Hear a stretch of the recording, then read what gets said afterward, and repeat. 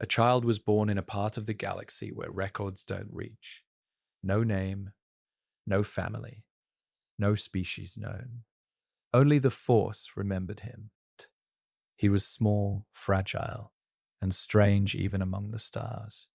His ears curled like leaves, his skin a deep green, and his eyes old before they understood anything. He did not cry when he was born. He only listened. The stars called to him in a language no one else could hear. And still, he was afraid. The world he came from is forgotten now, swallowed by time or silence or shame. The archives don't speak of it. The Jedi never named it. Whatever it was, whatever shaped his first steps, it gave him no answers, only questions, and the child learned to walk without them. His people, if they were his people, were few. Even then, his difference marked him, not just in how he looked, but in how still he became when others shouted, how quiet he was when others demanded. His hands trembled when touched. His thoughts wandered where even elders feared to look. No one saw him as a savior. No prophecy spoke his name, but something else did. One morning, as the sun carved golden veins through the forest mist, the child stood alone. His feet sank into wet moss. He looked at a stone that hadn't moved in 1,000 years, and it rose. No teacher showed him how. No voice told him he could. The Force simply answered, and for the first time in his life, the child wasn't afraid of being different. He was afraid of what that difference meant. He fled, he wandered, but the stone followed. So did the wind, the trees, the silence. He could hear them now, trails of memory buried in every leaf, in every root, in every dying breath of light. He could feel life, not with touch, but with sorrow. And he understood something no one had ever taught him, that the Force wasn't power. It was loss. It was everything that leaves, and everything that stays behind. He lived in solitude, sleeping beneath broken trees and forgotten sky. He didn't age the way others did. Years passed, then decades. But the child remained, small, watchful, always listening, waiting for the galaxy to explain him. But the galaxy had no such plans. Until the day the stars came to him, they didn't speak with voices. They came in robes, in light, in fear. Jedi, a ship descended through the clouds like a wound on the sky. He didn't run, he only watched. The first Jedi who saw him hesitated, not because of what he was, but because of what he wasn't. He wasn't loud, he wasn't eager. He wasn't a warrior waiting to be molded.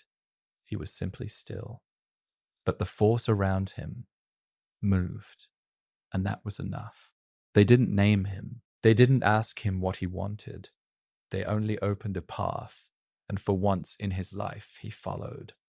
Not because he trusted them, but because the stone still floated. The wind still answered. And somewhere in that silence, he thought he heard destiny breathing. It would be centuries before he was called Master, before the galaxy knelt in his shadow, before he lost everything he had not yet found. For now, he was just a child no one understood. The Jedi did not celebrate when they took him. There were no smiles, no warmth, only quiet concern. He was older than any initiate they had ever seen. Decades had passed since his birth, yet he was still small, still uncertain in his movements. His mind was full, not empty, crowded with feelings the Jedi preferred younglings not to have yet. Fear, attachment, memory. They brought him to the temple, but the temple did not feel like home. Stone replaced soil, echoes replaced wind. The force was still there, but it was different, disciplined, contained, shaped by rules older than living memory. And the child struggled. He could not sit in perfect stillness the way others did. When the instructors spoke of calm, His thoughts wandered. When they asked him to release emotion, his heart resisted. He had lived too long without guidance, too long listening only to the galaxy itself. Some masters questioned the decision. He was too old, too quiet, too unpredictable. They sensed strength in him, yes, but strength without direction frightened them. Power born outside the Order always did. Yet one master stayed. His name is lost to time. The records do not preserve it. Perhaps intentionally, perhaps out of respect. But this master did not see a danger. He saw a wound that had never been treated. Training was slow, painfully slow. The child learned not through repetition, but through reflection. He asked questions no one wanted to answer. About death, about balance, about why the Force felt heavier in some rooms than others. When told to empty his mind, he asked, what should be done with the memories that refused to leave? There were no punishments, only patience. Years passed, decades again. The galaxy shifted. Wars came and went beyond the temple walls. The Republic expanded. The Jedi adapted. And still the child remained a learner. Others surpassed him, became knights, became masters. He bowed to them all, not because he felt lesser, but because he was still listening. The Force did not rush him. It never had. He learned combat last, not because he lacked ability, but because he feared what it awakened in him. When he first ignited a lightsaber, the hum felt too alive, too eager. He turned it off immediately. The master said nothing. He only waited. Eventually, the child understood something important. That restraint was not weakness, that silence was not absence, and that the Force was not asking him to act. It was asking him to endure. When he was finally tested, there was no audience, no ceremony, no council chamber filled with watching eyes. The trial was simple. He was sent alone into a place where the Force was loud, where echoes of suffering clung to stone, where shadows whispered of fear and survival. He did not fight them. He listened. When he returned, the master nodded once. Nothing more was needed. The child did not smile. He did not feel victorious. He felt heavier, because now he understood what the Jedi were. Not saviors, not warriors, caretakers of balance in a galaxy that would never stop falling apart.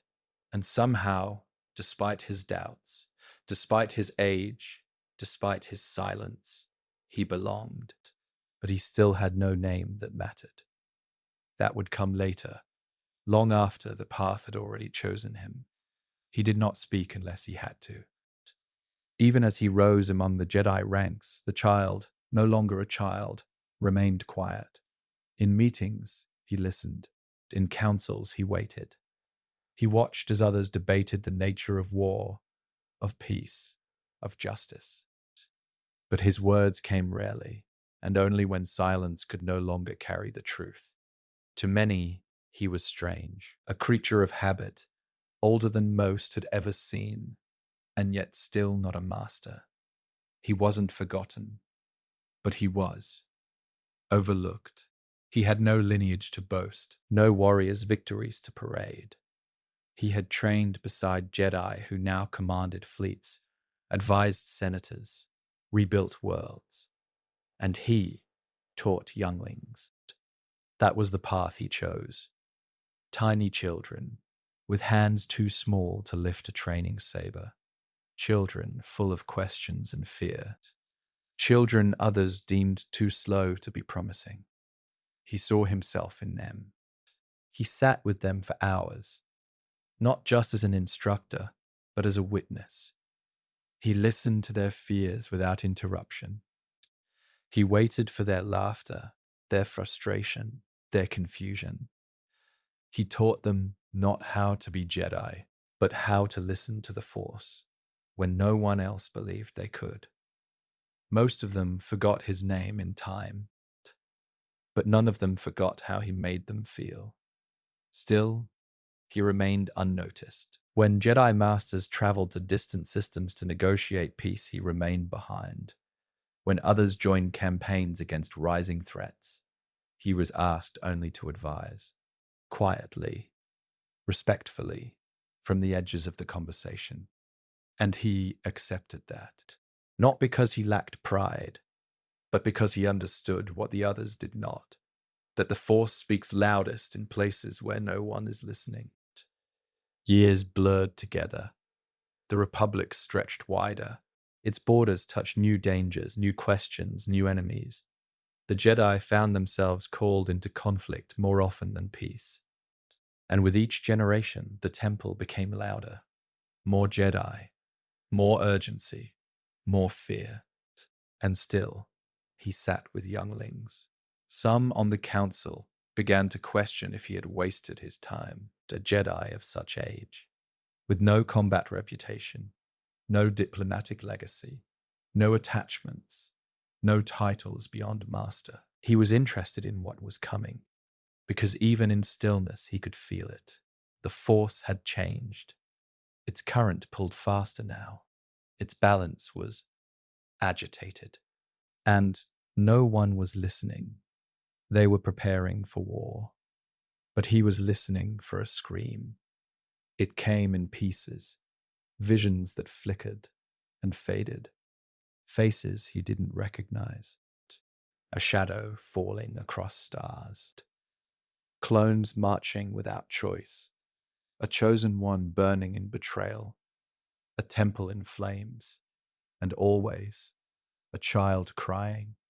He spoke of these things once, briefly, in council. They nodded, they offered wisdom, they returned to other matters, and he said no more, because they had not heard him, not truly. The galaxy was moving faster than it understood. The Jedi, guardians of peace, were being pulled into conflicts they did not control.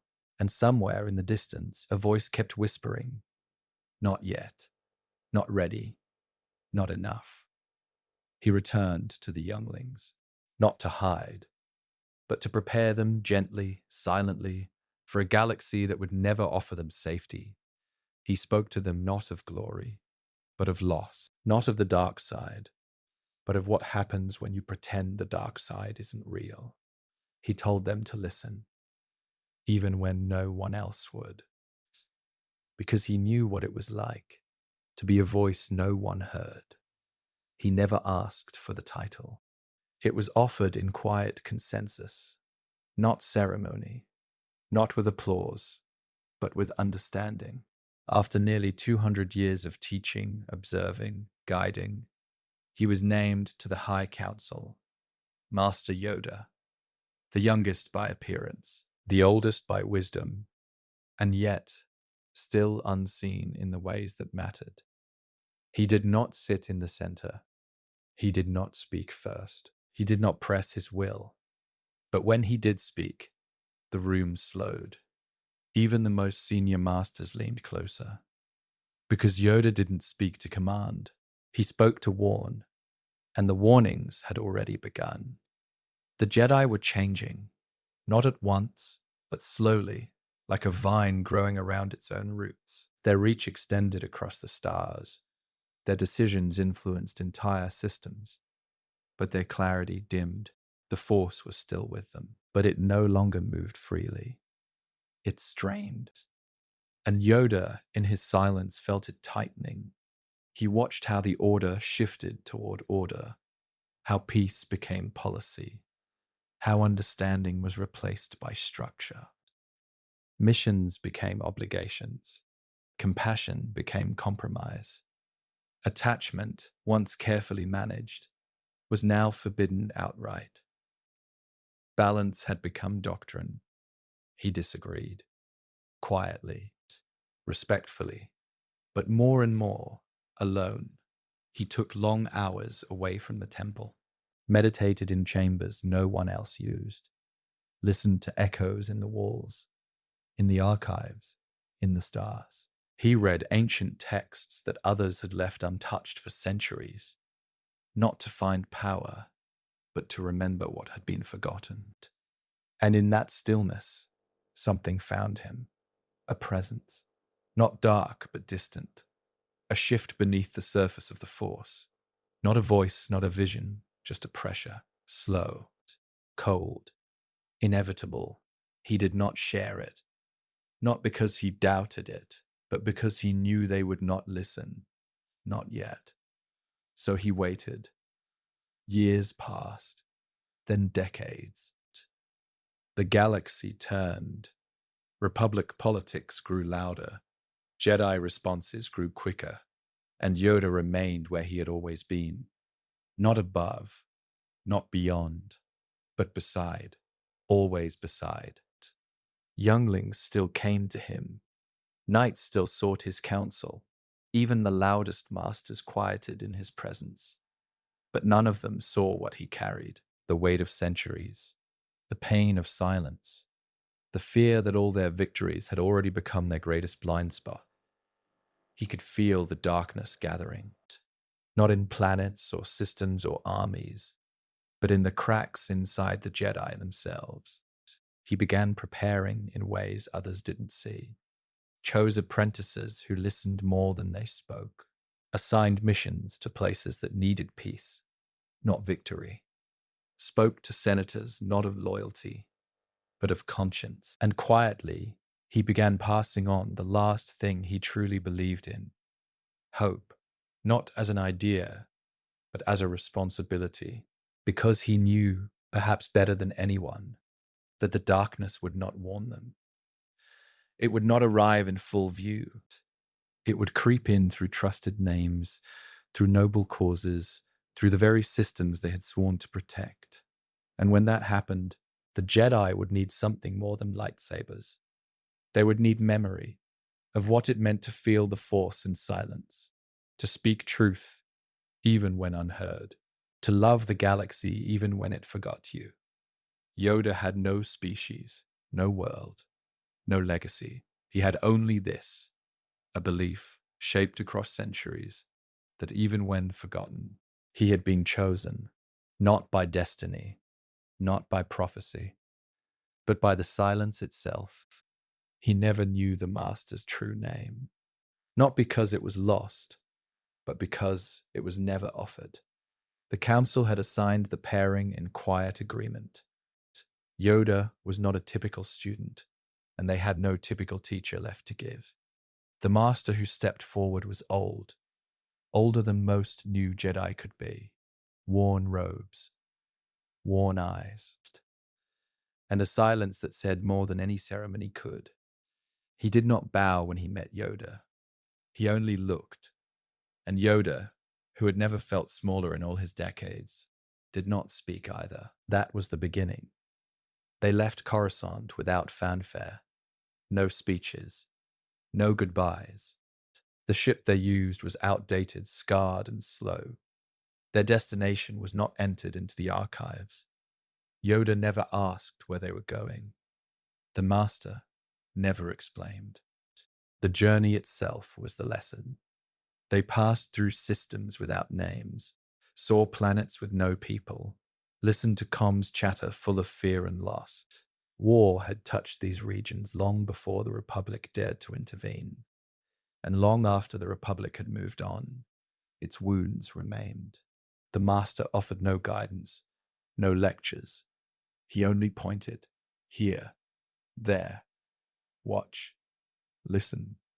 They stayed on one world for 6 weeks. It had no sun anymore. Once a thriving agricultural moon, it had been scorched during a forgotten trade conflict. Clouds hung in permanent ash. Wind howled between dead trees. There were no people left, only echoes, broken machines, and buried bones. The Master made them sleep outside. No shelter, no fire, only stillness. Yoda wanted to ask why. Why they were here. Why they weren't helping. Why they weren't training. But every time he opened his mouth, he hesitated, and the Master waited. One morning, as Yoda sat cross-legged in the frozen dusk, the Force stirred, not with peace, not with light, but with something old and grieving. He followed it through the crumbled ruins of a village. Beneath the shattered remains of a home, he found a doll, perfectly preserved. He picked it up, and the Force screamed, not in sound, but in memory. Fear, fire, a child's last breath caught in a wave of flame. Yoda dropped the doll. He didn't sleep that night. The next day, the Master finally spoke. Not with comfort, not with answers. He asked one question: "What do you feel now?" Yoda didn't know how to reply. He didn't feel strength. He didn't feel serenity. He felt broken. And the Master nodded, like that was the answer he'd been waiting for. For years, Yoda believed that Jedi strength came from control, from discipline, precision, certainty. But now, among ruins and silence, he was beginning to understand something else. That the Force was not asking to be controlled. It was asking to be witnessed. Pain, loss, memory, decay. These were not flaws in the galaxy. They were the truth of it. And the Jedi's role was not to escape it, but to stand in it, to remain when everything else had fallen. They moved on to other worlds, other wounds, but Yoda never forgot the doll, or the way the Master had waited until the silence did the teaching for him. He still did not know his name, but he would remember the sound of his footsteps in the ash until the end of his life. They arrived just before the sun collapsed. The system had once been rich with life. Now it was crumbling. A supergiant star at the end of its cycle. Red, swollen, breathing its last. The local people, nomads, wanderers, survivors, called it the Eye of Fire, not because it burned, but because it watched. It watched as their hope dimmed. The Master said nothing when they landed. He only gestured toward the horizon, where the sky bled orange into black. And then he vanished into the dust, leaving Yoda alone once more. There was no temple here. No allies. No enemies. Only time. Yoda wandered for days without speaking. He studied the way light bent at the edges of the sand. He watched children play beside the dried bones of beasts no longer named. He meditated in silence. But the Force did not come gently. It came with weight. This world was full of grief. Not recent, but deep. The kind that lived in silence. In glances, in the way no one looked up at the stars anymore. He began to understand why the Master had brought him. There were no lessons to teach here. Only truths to feel. He tried to help once. Lifted a collapsed wall off an old dwelling, using the Force without thought. The local elder scolded him, gently, but firmly. "We do not move what was meant to fall," she said. Yoda didn't answer, but he remembered the words. The next day, he found the Master again, sitting alone on a flat stone, facing the dying sun. The Master did not look at him, only asked a question. Why do Jedi fear death? Yoda hesitated. Because it ends the chance to protect. The Master was quiet for a long time. Then, no, that is why they fear failure. Yoda said nothing else. He sat beside him as the sun trembled. The sky shifted as if the Force itself was holding its breath. In the final hour of daylight, the star began to collapse. The world did not panic. The people had long prepared. Ships ignited in the distance. Families gathered beneath ancient flags. No one screamed. They watched, as if watching was enough. And Yoda felt something move inside him, something the temple had never taught. A surrender, not to despair, but to the truth that not all things are meant to be saved. Some are meant to be honored, witnessed, grieved, even stars, even people, even parts of yourself. The sun did not explode that day, not fully, but it began. The Master rose from the stone and walked away. Yoda followed, but slower now. They did not speak for 3 days. When they finally left the system, Yoda did not look back.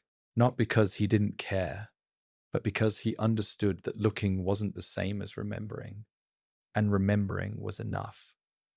They traveled next to a forest world without a name. The ship glided through mist and pine and silence. The master spoke only once. Feel before you fix. It was not instruction. It was invitation. Yoda nodded. For the first time, he no longer wanted answers. He wanted to listen, even to the sound of stars dying, even to the sound of himself. Letting go. The world had no name in the archives, but it had one in the minds of those who lived there. They called it San Tal, the place between wounds. It was not aligned with the Republic. It had no interest in the Jedi Order. The people had buried their faith long before the Clone Wars were even whispers in the stars. And when the Jedi ship broke through the canopy and settled into the clearing, they did not greet it. They stared. Yoda could feel the tension before the ramp even lowered. Not anger, not fear, just quiet resistance. Like the air itself resented their presence. He stepped off the ship, alone. The master remained inside. It wasn't punishment. It was trust. This was the lesson. He walked through a village of thick stone and tighter silence. Faces appeared in windows, only to vanish again.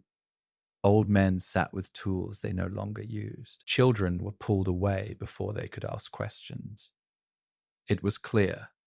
The Jedi were not welcome here. Yoda spent the first night sleeping outside the village gate. No one approached. No one offered food or shelter. Still, he stayed. The Force felt dim here, not absent, but cautious, as if it too was watching.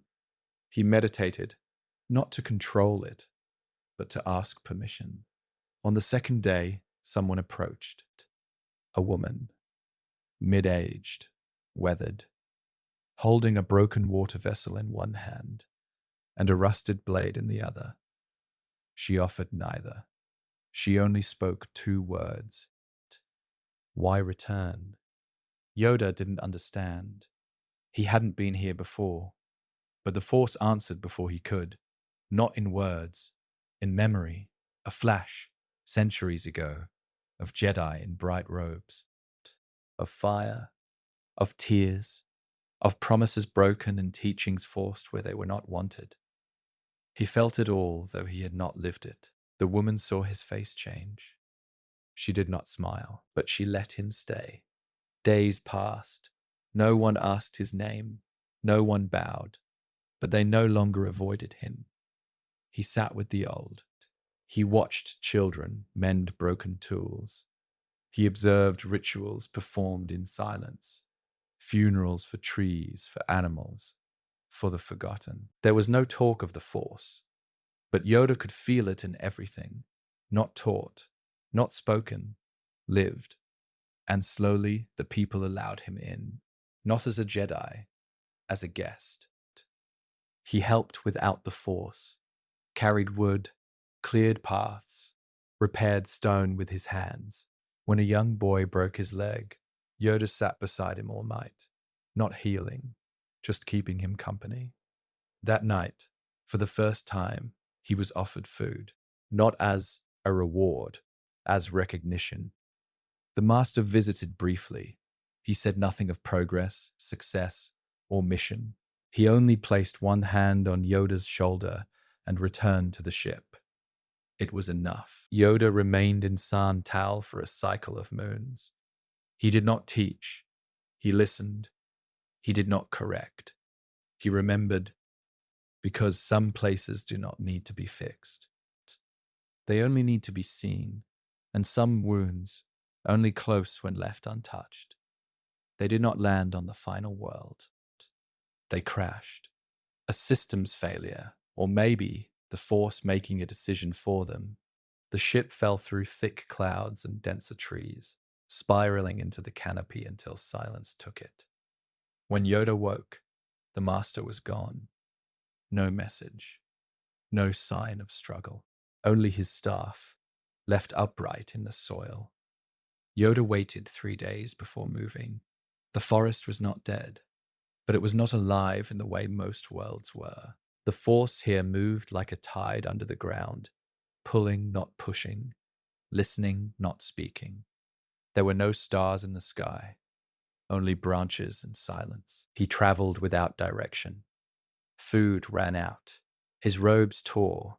His lightsaber, untouched for months, felt heavier at his side. Night brought no rest. The dreams were full of memory, visions of Jedi dying, of temples collapsing, of a voice calling him deeper. It was not the Master's voice. It was his own. By the 5th day, he stopped calling out. Not from despair, but because he began to understand. This wasn't a mistake. This was the trial. Not in fire, not in battle, but in absence. No counsel, no rules, no guidance, only the Force, and whatever he had become in its eyes. On the 7th day, the cold set in. His body began to fail, not from injury, but from stillness. He sat beneath a rotted tree, legs crossed, eyes half closed. Hunger clawed at him. Doubt returned. And for a moment he questioned it all. Why had the Jedi chosen him? Why had the Force spoken to him when he was young, only to abandon him now? Why silence? Why now? The wind moved through the leaves above him, slow and hollow, and he realized the Force was not gone. It was waiting, not for strength, not for faith, for surrender. He let go of the fear, of the memory, of the need to survive. He breathed without resistance. He allowed the silence to enter him, not to defeat him, but to empty him. And in that stillness, it answered, not in words, in warmth, in light. He saw everything, the child he had been, trembling beside a floating stone, the doll in the ash, the villagers who watched him without speaking, the woman who asked why the Jedi had returned, the Master's hand on his shoulder. He saw the future too, a temple in ruins, a blue blade igniting in darkness, a child burning beneath twin suns. He did not understand it, but he accepted it. And that was enough. When he opened his eyes, the Master stood beside him. No words, no smile, only stillness. Yoda did not speak.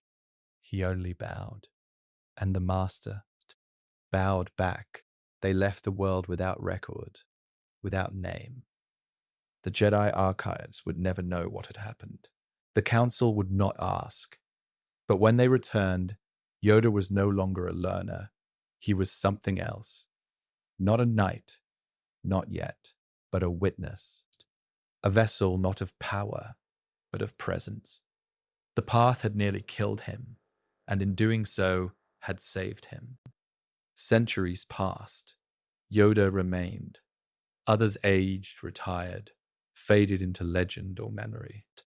Masters who had once trained beside him became statues, then footnotes. But Yoda continued, unchanged in form, but not untouched. Time carved no wrinkles into his skin, yet it pressed down on his presence, slowly, quietly. He had seen generations rise and vanish, and still he taught. He was now called Master by thousands, but no matter how many voices said it, he wore the title lightly. There was no pride in it, only duty, not to the Council, or the Code, or the Republic, to the Force, and to the silence it always carried. The temple had grown louder over the years. New halls, new chambers, new Jedi. Star systems joined the Republic at a pace the archives struggled to record. Peace was promised, more often than it was kept. The Jedi Order expanded, wiser in law, but narrower in heart. Yoda noticed. He didn't protest. He didn't resist. He endured, not because he agreed, but because he had learned what most never did.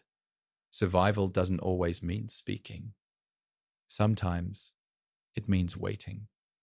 He taught without flourish. No theatrics, no grand speeches. He led meditations the way others listened to wind, slowly, with trust in silence. The younglings he trained never forgot his calm. They remembered his eyes more than his voice, and yet they didn't know him. Not truly, because Yoda kept something behind every lesson. Not a secret, not a lie, but a space emptied by time, filled with weight. A wound too old to close, a truth too heavy to share. That the Force was not always light, and the Jedi were not always right. He had seen it before, in the ruins where the Order had once failed, in the lives taken without understanding, in systems judged too quickly, too cleanly. The same patterns returned, dressed in newer robes. He tried to guide without shaping. He offered wisdom, never certainty. When asked what the Force willed, he said, "Feel it, you must, not bend it." Some admired him, others found him difficult, because he did not give easy answers, and in an order that now leaned more on policy than patience, that made him strange, even to the Council. Though he sat among them, and though his voice carried weight, he often chose to say nothing at all, because he knew not every battle is fought in chambers, and not every lesson is ready to be heard. Still, they asked him to train more, and he did. Younglings, Padawans, knights on the edge of losing themselves. He took them all, not to mold them into warriors, but to remind them that peace could still be found, even in a galaxy that had long forgotten what peace meant. He walked the same hallways year after year. He watched faces change, uniforms tighten, orders become sharper, quicker, colder, and yet no one questioned his place. They assumed time had made him wise. But time doesn't make you wise. Time only waits. And Yoda was still waiting for something even he could not name. Yoda never taught the same lesson twice, not because the lesson was unclear, but because the learner was never the same. Each generation brought different fears, different hopes, different wounds, and Yoda adjusted, not the truth itself, but the way it was revealed. What he taught a child, he would never teach a knight. What he taught a knight, he would never speak to a master. The lesson remained. Only the timing changed. He trained with patience that unsettled others. When Padawans failed, he did not correct them immediately. He let them sit with the failure. Let it settle, let it speak. He believed that answers reached too quickly were rarely understood. Some called his methods outdated. Others called them dangerous. Yoda accepted both judgments and silenced, because he remembered where certainty had once led the Order. He taught restraint when the galaxy demanded action. He taught listening when the Council debated response. And when young Jedi asked him how to defeat the dark side, he never answered directly. He asked instead what they were afraid to lose. That question followed many of them for the rest of their lives. As centuries passed, the Jedi Order became more formal. Ranks hardened, protocols multiplied. The code was interpreted with sharper edges. Balance was spoken of as something to be enforced, not protected. Yoda noticed the shift, and quietly he resisted it. Not with rebellion, not with argument, but with nuance. He told stories instead of rules. He asked questions instead of giving commands. He reminded Jedi that the Force was alive, not obedient, that it moved with will, not permission. Some listened, many did not. He watched knights leave the temple with confidence, but return with doubt. He watched masters grow skilled in diplomacy, yet distant from compassion. He saw victories achieved that felt strangely hollow, and through it all, his lessons changed shape. When the galaxy was calm, he warned of complacency. When war threatened, he warned of certainty. When the order felt strong, he spoke of fragility. And when the order felt afraid, he spoke less. There were moments when he considered speaking plainly, naming the patterns, naming the danger, naming the slow drift he felt beneath the Force. But every time he reached for those words, he stopped, because he knew something painful. The Jedi did not fall because they lacked knowledge. They fell because they believed they already had it. And so, Yoda continued to teach in fragments. A sentence here, a pause there, a look that lingered longer than expected. He believed that truth forced too early became armor, and armor, eventually, became a prison. He would rather leave a Jedi uncertain than certain and wrong. Some of his students resented him for that. They wanted clarity, direction, assurance that they were right. Yoda gave them none of it. Instead, he gave them responsibility for their choices, their fear, their understanding of the Force. And many of them would not realize what he had given them until long after they left his presence, until the galaxy tested them, until the dark side whispered, until the lesson finally revealed itself. Not as something Yoda had said, but as something they had learned by listening. Yoda saw more than he spoke. It was not a gift he sought. It was a burden that followed him. Meditation no longer brought silence alone. It brought fragments, shadows that did not belong to any single moment, futures that refused to settle. The Force whispered not in warnings, but in patterns, repeating shapes that felt familiar long before they arrived. He saw the Order growing confident. He saw the Republic leaning too heavily on Jedi authority. He saw decisions made faster than understanding could keep up. And beneath it all, he felt something patient, something waiting. He did not name it, because names gave shape, and shape invited fear. Instead, he listened. In the council chamber, he watched debates circle the same questions without reaching truth. He felt how often fear hid behind reason, how often certainty replaced humility. He saw Jedi speak of balance as if it were static, something achieved, not maintained. And each time he chose restraint, not silence born of doubt, silence born of experience. He remembered worlds where Jedi intervention had left scars. He remembered people who had bowed, not in gratitude, but in fear. He remembered the cost of believing the Force always agreed with intention. These memories were not shared, not because they were secret, but because they were inconvenient. The Order wanted clarity, direction, assurance that it was still right. Yoda could not give them that, because the Force did not give him that. He felt the dark side growing, not in strength, but in subtlety. It moved through ambition, through pride disguised as service, through systems that rewarded control over compassion. He sensed it most clearly when Jedi spoke of peace as something to be enforced. That was when he grew quietest. Some believed age had made him cautious. Others believed it had made him afraid. Neither were true. Age had made him patient, and patience let him see what others rushed past. There were nights he stood alone in the temple gardens, listening to the city breathe beneath him. Coruscant never slept. Neither did the Force.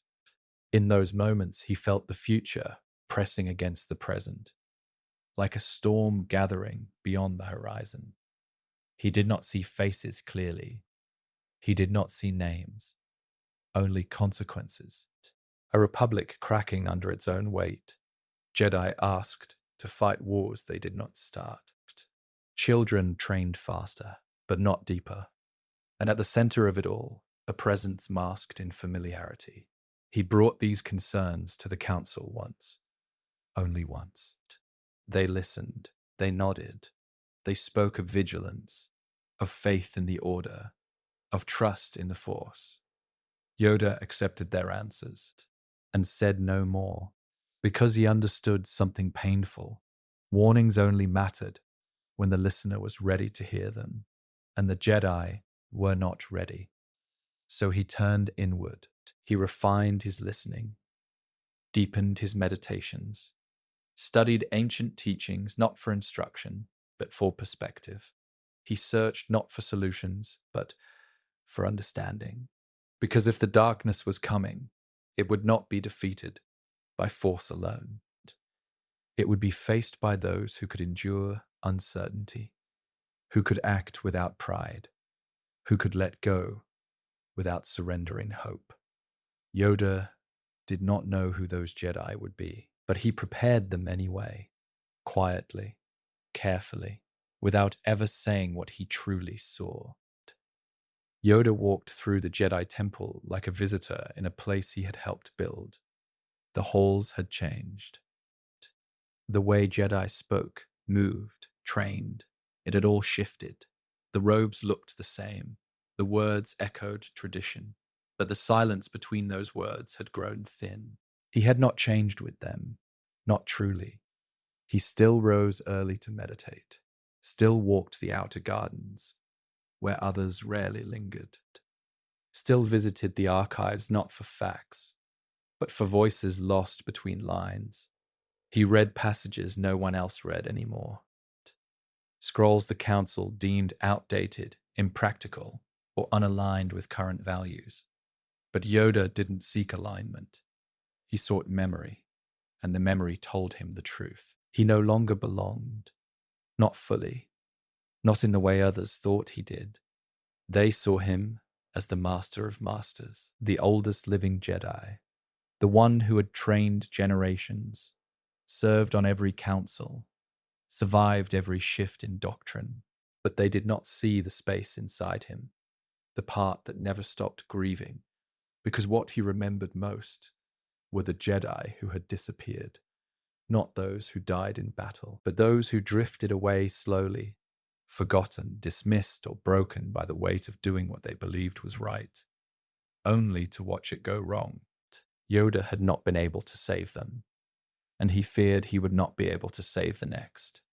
He never said this aloud, not in the chambers, not to his students, but it lingered in his gaze, in the way he paused before speaking, the way he looked at a youngling's face and saw a future already stained with choices they wouldn't understand until it was too late.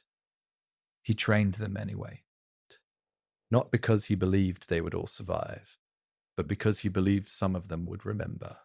He poured himself into the small things, the quiet moments, the way a Padawan breathed during meditation, the way a knight hesitated before drawing their saber. He spoke in riddles, not to confuse, but to protect, because if they could learn to sit with uncertainty, they might endure what was coming. Still, there were times he stood in the center of the grand hall and felt like a shadow, a relic. He didn't speak of this feeling. He carried it the way he carried all things, slowly, carefully, with reverence, not as pain, but as truth. And yet, the Order still looked to him for guidance, for stability, for reassurance that they were on the right path. Yoda gave them what he could, but not everything, because even now, after centuries, he kept something to himself, not a secret, a question, one he had asked since the first day he lifted a stone with the Force, since the first world that burned, since the first lesson that left him empty instead of full. What if we're wrong and still too proud to see it? He asked it in silence, and the Force never answered. Not directly, but it gave him visions of a child standing on a swamp world, of a lightsaber cast aside not in defeat, but in mercy, of a last breath taken in peace, even as the galaxy trembled. He didn't understand it yet, but he felt its truth. And so he waited, a master among masters, a keeper of old ways, a Jedi who didn't truly belong because he had never stopped listening for what might come next. He was unlike the others. Dooku walked into the temple, not with fear, not with wonder, but with judgment. His eyes studied every corner, every rule, every breath spoken in the name of balance. He was sharp, focused, quiet in the way a blade is quiet before it's drawn. Yoda noticed him immediately, not because he was gifted, but because he was asking questions long before he was ready for answers. Why should Jedi not lead? Why should the Force be obeyed, not directed? Why must we wait when we are capable of so much more? These were not dangerous questions on their own. Not yet. But Yoda had seen what questions like these could become. He took Dooku as his Padawan, not because he wanted to shape him, but because he wanted to understand him. From the beginning, their connection was not soft. It was not warm. It was not the bond many masters forged with those they guided. It was something colder, older, built on discipline and distance, and something else neither would admit: respect. Dooku never tried to please Yoda. He tested him, pushed against his lessons, challenged his examples. He trained harder than others, not to gain favor, but to prove that he had already earned it. He excelled in everything: saber forms, political study, force application. But it was not his strength that impressed Yoda. It was his silence. Dooku listened when no one else did, not to obey, but to analyze. When the council gave a ruling, he questioned the motive behind it. When missions were assigned, he asked why they were necessary. He did not resist the Jedi Code. He simply refused to follow it blindly. Yoda never punished this. He remembered being the child no one understood. He remembered what it was like to be seen as different and left to walk alone. He would not do that to Dooku, but he also would not lie to him. Again and again he reminded him, power you may have, but trust is earned by what you protect. Dooku never disagreed, but he never truly agreed either. The temple praised Dooku's potential. The council watched his rise with interest. He became a knight quickly, and then a master faster still. But through it all, one question lingered, one Yoda never asked aloud. Would he stay? There was something distant in Dooku's presence, something that had always been there, even as a youngling. It was in the way he walked the temple like it belonged to him, and yet he never called it home. Even when he smiled, Yoda could feel it. That Dooku already believed the Jedi Order was too small for what he wanted to become. When they trained together, there was harmony. But harmony is not the same as peace. They debated in private about the Republic, about corruption, about the Council's growing detachment from the worlds they claimed to serve. And sometimes, Yoda agreed with him. That was what made it harder. Dooku wasn't wrong, but he was reaching for something Yoda feared: certainty, the belief that only he could fix what was broken, that only he saw clearly, that only he should decide.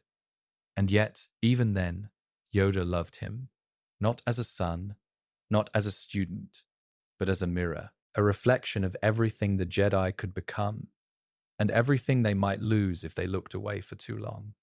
They were no longer master and apprentice.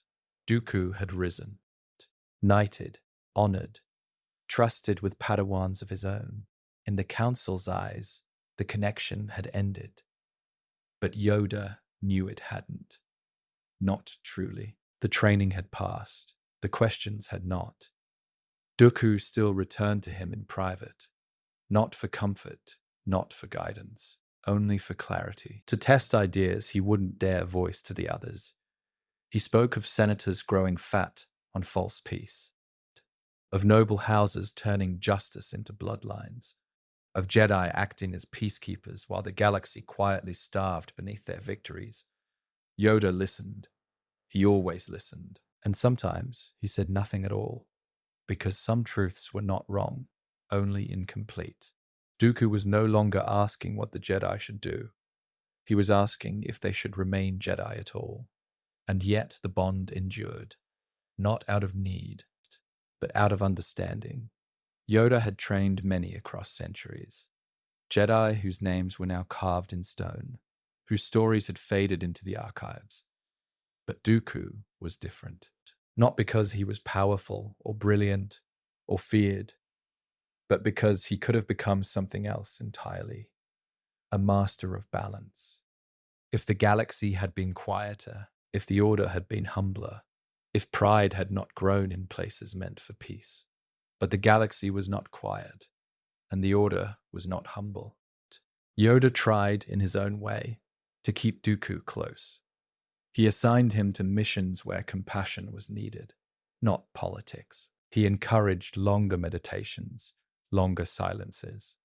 He guided without guiding, spoke through parable, not instruction. But Dooku had already begun to drift, the council noticed.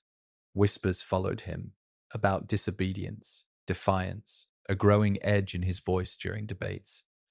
But no one challenged him, not directly. He was too respected, too useful, too undeniable. Only Yoda saw it clearly, that Dooku had learned every Jedi lesson and trusted none of them. He had not fallen, not yet, but he had stopped rising. There was one conversation Yoda never forgot. Late evening, temple rooftop, a storm lingering in the distance, not yet touching the sky. Dooku stood in silence, his eyes fixed on the Republic skyline. He didn't turn when he spoke. Tell me, Master, why do we stay loyal to those who no longer listen to us? Yoda replied slowly, because loyalty is not given for being heard. Given it is when others forget how to listen. Dooku smiled, but there was no warmth in it. He left the next morning for a diplomatic mission. It would be months before they spoke again. When they did, something had changed. The man who returned was sharper, more certain, as if he had finally found the answer he'd been searching for his entire life and chosen to carry it alone. He did not speak of the Order anymore. He spoke of the Republic as a lost cause. He spoke of the Jedi as blind. He spoke of the future as if it belonged to him. Yoda didn't argue. Because he saw something the others didn't, Dooku wasn't angry. He was disappointed, not in Yoda, in the hope Yoda had once offered him. And when he walked away that final time, there were no words, because both of them knew the bond was still there, but the trust was gone. Dooku left the Order without ceremony. No trial, no expulsion, no last stand before the council.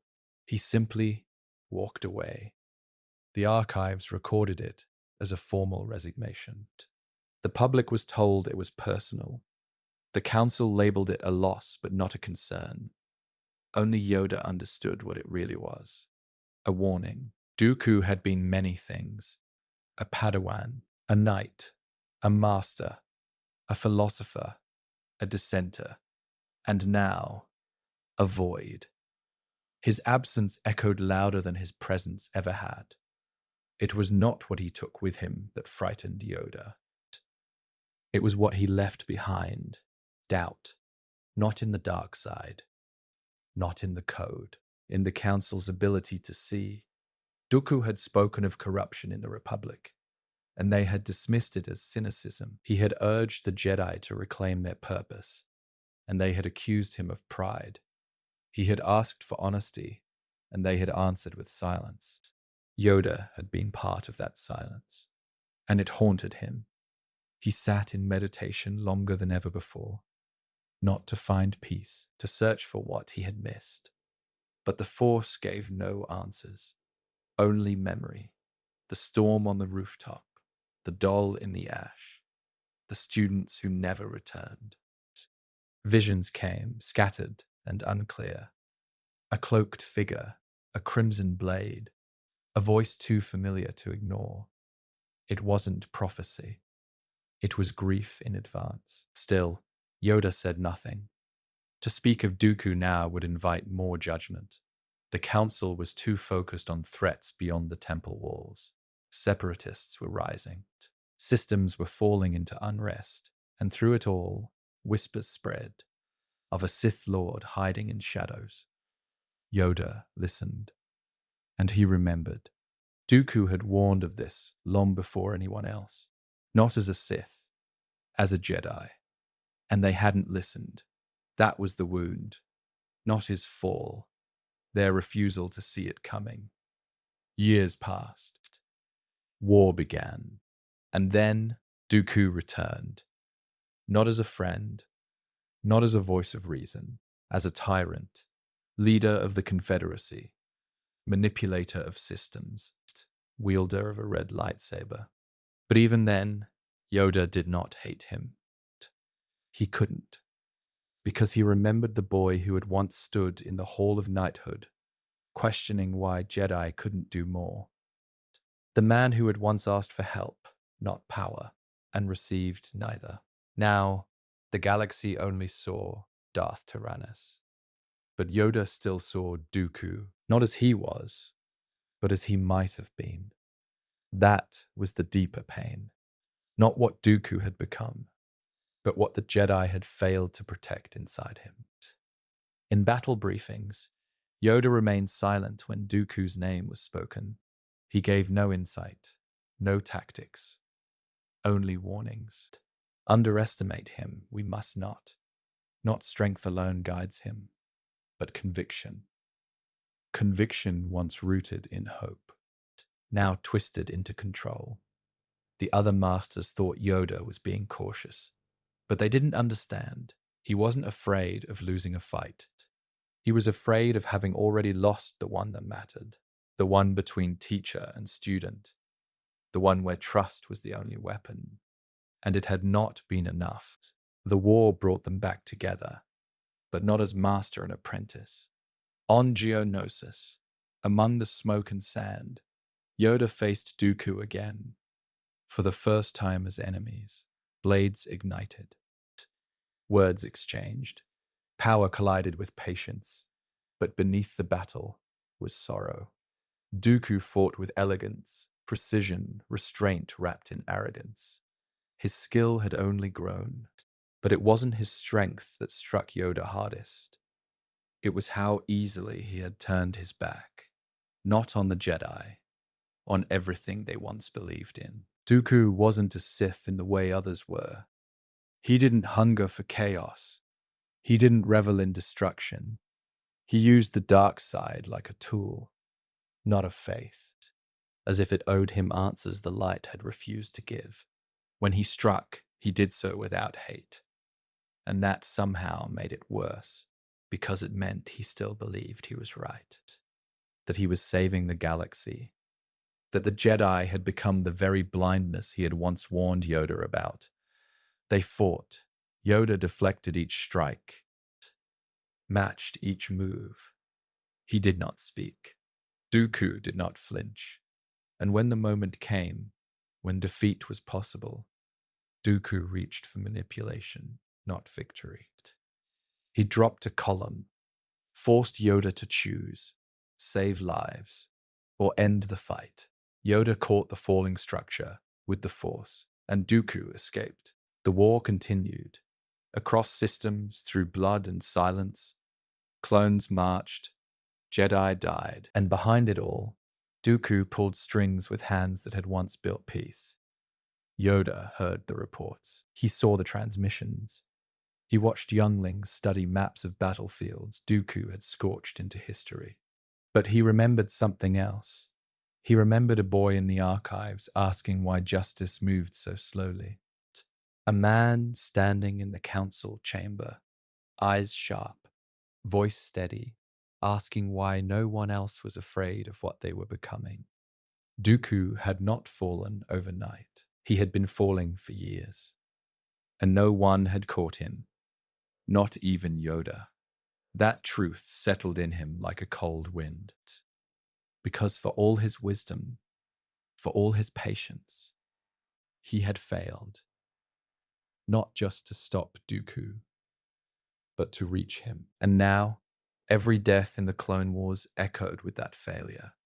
Dooku's blade didn't just cut through Jedi, it cut through the trust that once existed between them. There was no final conversation, no last words between teacher and student. When Dooku died, it was not Yoda who was there, it was Skywalker. And when the news came of his head severed, of the Chancellor watching, of the silence that followed, Yoda did not speak. He did not meditate. He only sat in his chamber, eyes closed, and remembered, because something in him had died too. Not the bond, not the lesson, but the hope that he could still save what had been lost. Dooku had not been a villain. He had been a warning, and that warning had become a wound. One Yoda would carry into the end of the war, into exile, into memory, into legend. He stopped speaking as often, not out of bitterness, not out of fear, out of knowing. The Force had changed, slowly, then all at once. Where once it had flowed like water, free, open, surrounding everything, now it felt pulled, tightened, as if stretched towards something unnatural. And Yoda, more than any other Jedi, could feel it. The galaxy had shifted before, through wars, rebellions, disasters.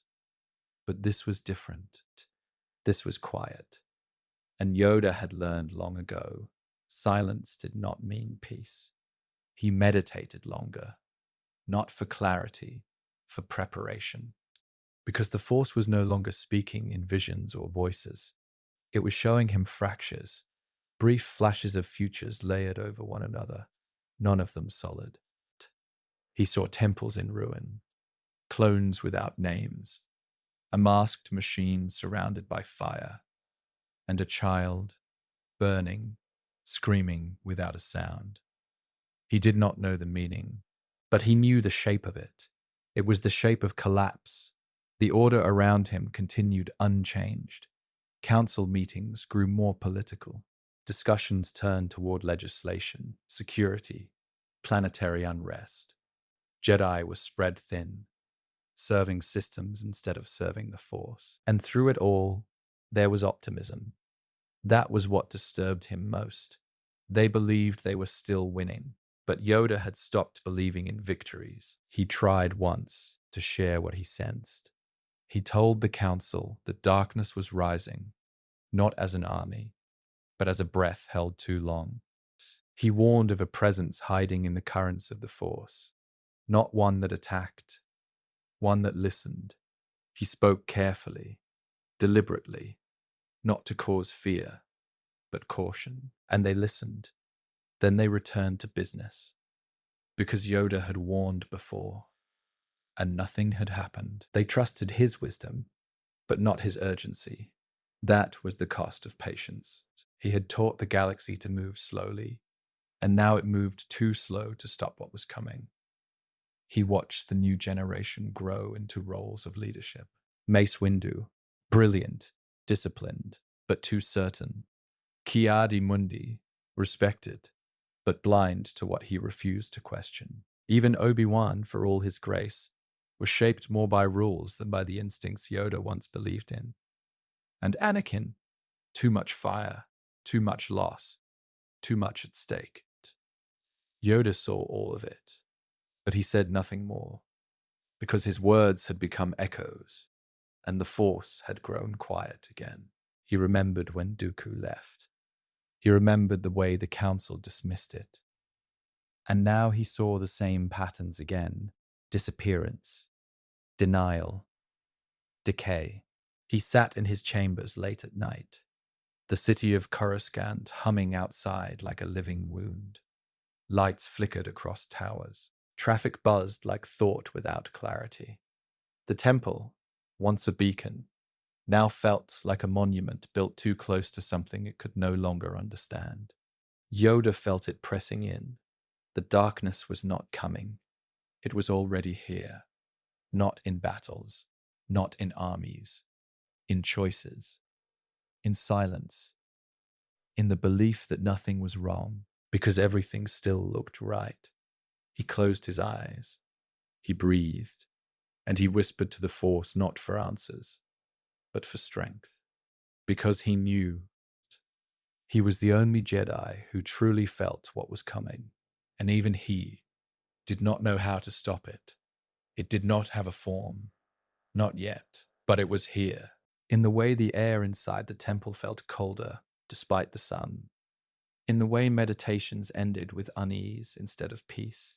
In the way younglings dreamed of storms without knowing why. Yoda never sensed its full shape, but he felt its intent. The dark side was no longer hiding in caves or ancient ruins or whispered legends. It was hiding in motion, in decisions made too quickly, in alliances made too easily, in fear disguised as duty. And no one could see it, because it never called itself darkness. It called itself necessity. The Senate grew louder, more demanding. The Republic faced conflict after conflict, always with new urgency, always with new fear. And the Jedi became what they swore never to be: soldiers. It began quietly. Escort missions, defensive strategies, negotiations supported by force. But soon, Jedi were deployed across the galaxy, not as peacekeepers, but as commanders. Yoda watched it happen and chose silence because he believed it would pass, that the Order would remember itself, that the Force would correct the imbalance. But the imbalance only grew deeper. He began meditating in new places, old places, beneath the temple's foundations, in chambers unused for generations. There, the silence spoke louder. And in that silence, the visions grew darker. A blade ignited in betrayal, a child born into fire, a city burned from within. And always, always, a shadow, not looming above, but moving beneath. He told the council once, "The dark side clouds everything." They agreed, then moved to the next item on the agenda, because they believed knowing was enough. They did not understand how far the shadow had already stretched. The Sith were not gone. They had only changed their voice. They no longer shouted from the shadows. They whispered from within the light. Yoda felt it most clearly in Chancellor Palpatine. Not darkness, stillness. A stillness so perfect it pressed against the Force like a closed door. Palpatine had no anger, no ambition, only purpose. And purpose is the hardest thing to question. Yoda never accused, never investigated. He had no proof, only instinct, only unease. But the Chancellor's rise felt too smooth, his influence too accepted, his presence too quiet. He said nothing, and in that silence the trap closed. The Clone Wars began, and the Jedi stepped into a role they were never meant to fill. Commanders of armies bred for war, all under the authority of a man no one truly understood. Yoda stood on the front lines, not with a lightsaber, but with the burden of knowing. He felt the Force twisting, subtle at first, then stronger. Jedi began to die. Systems began to fall. And yet, the Senate grew more confident. The people more loyal. The war more endless. And beneath it all, that presence remained. A darkness without a name. Not because it lacked identity, but because to name it would be to admit it had already won. Yoda returned to the temple between campaigns, not to rest, to remember. He walked the halls, sat in empty chambers, listened to the echoes of a time before the war. He heard nothing.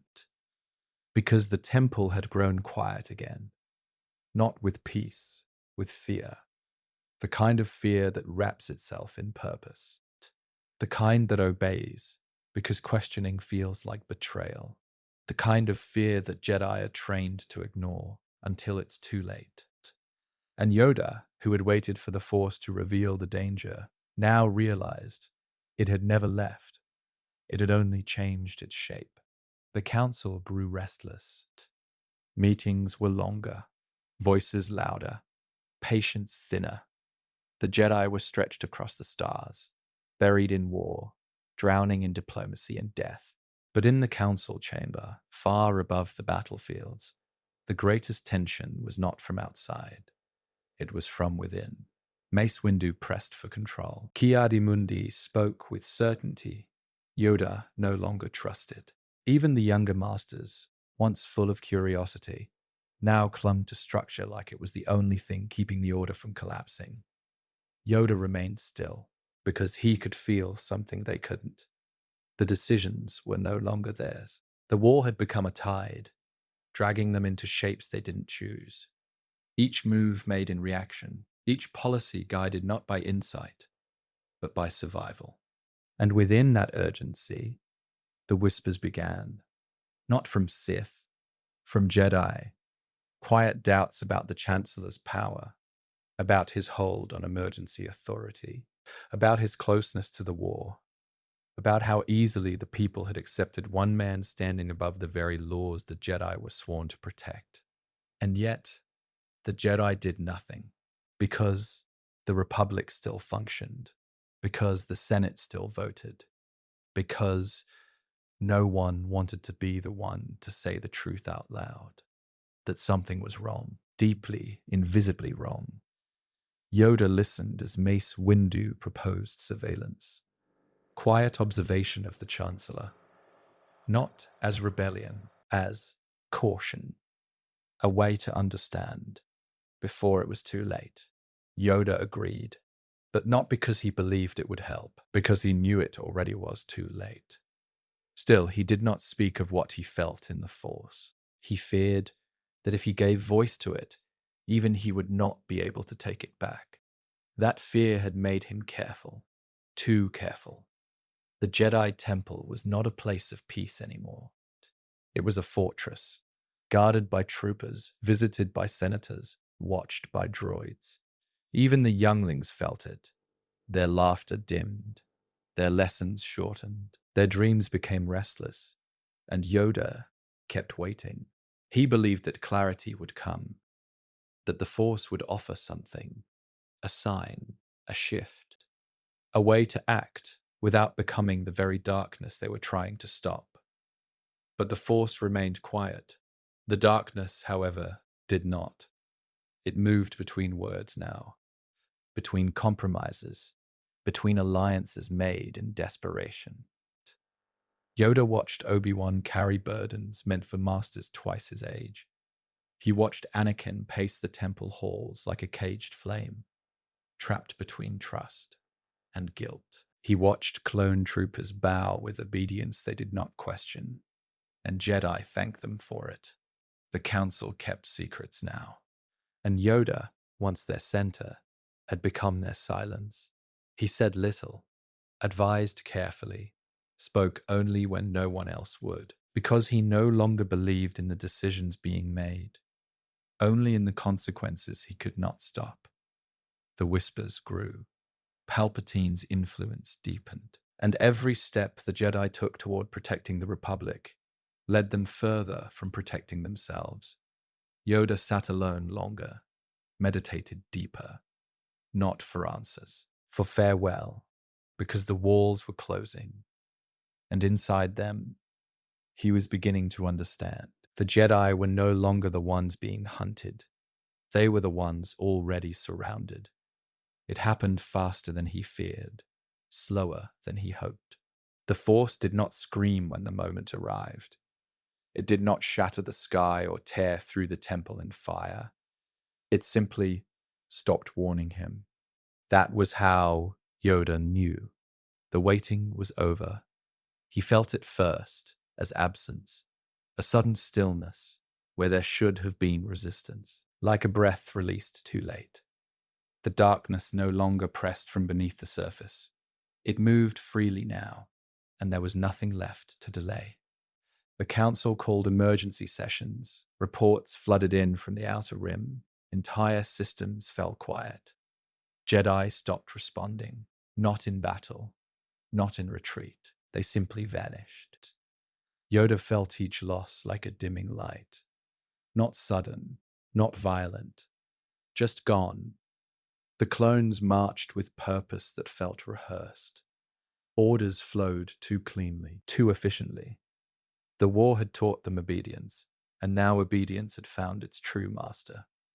Yoda stood on Kashyyyk when the Force broke, among the Wookiees, among allies who trusted him without question. He had sensed the danger there too, but again he had waited for confirmation, for clarity, for the right moment.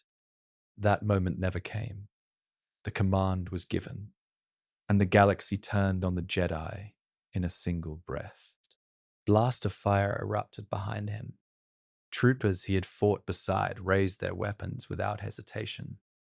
There was no hatred in their eyes, no choice, only programming.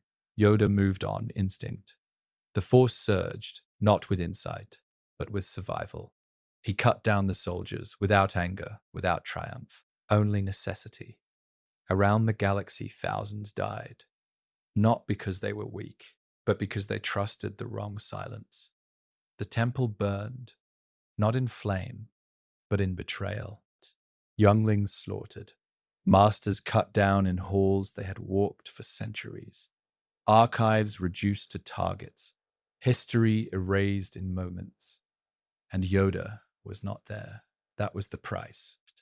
He had waited for certainty and lost everything that depended on action. As he fled Kashyyyk, escaping into exile, the weight settled fully into him. This was not just the fall of the Jedi. It was the failure of restraint, of patience stretched too far, of wisdom that chose observation over intervention. He had seen it coming, and still he had waited. The Force did not condemn him. It did something worse.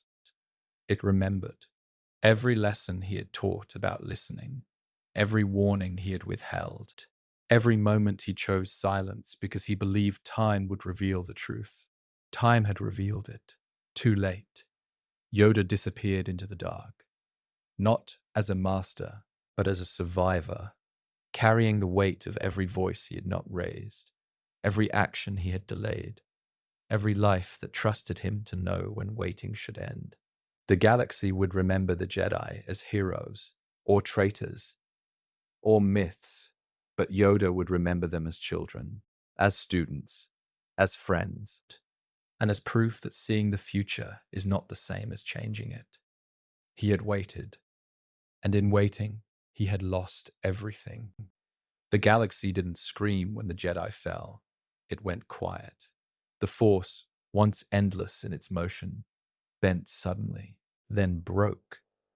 Yoda felt it first, not as pain, not as noise, but as silence. A silence so complete it pressed against his chest like gravity. He was on Kashyyyk when it began, surrounded by allies, still called General, still called Master, still believing he had time. He stood among trees older than the Republic, watching light ripple through the canopy above. For a brief moment, the war felt distant, but the Force had already begun to tremble, not in warning, in mourning. Then came the command, the one that was never meant to be questioned. Execute Order 66. Yoda didn't hear it spoken. He felt it detonate, as if something ancient and sacred had been shattered without sound. Across the stars, Jedi were cut down mid-breath. Lightsabers fell before they could ignite. Padawans died before they understood why.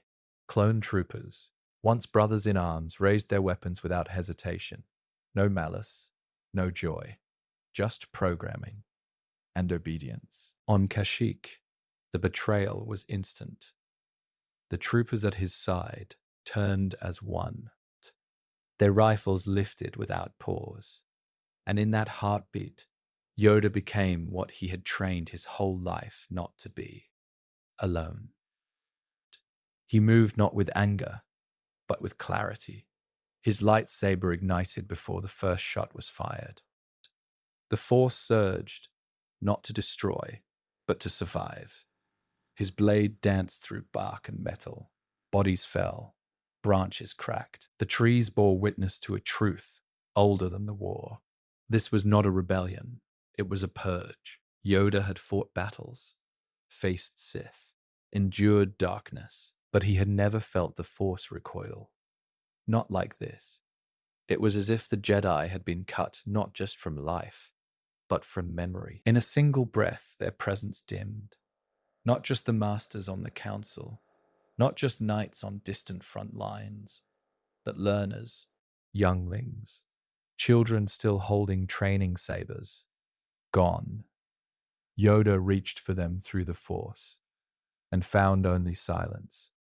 He leapt from the trees, vanishing into the wild, not to hide, to understand.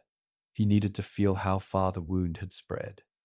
He reached out again, the temple, Coruscant, home, and what came back was ash.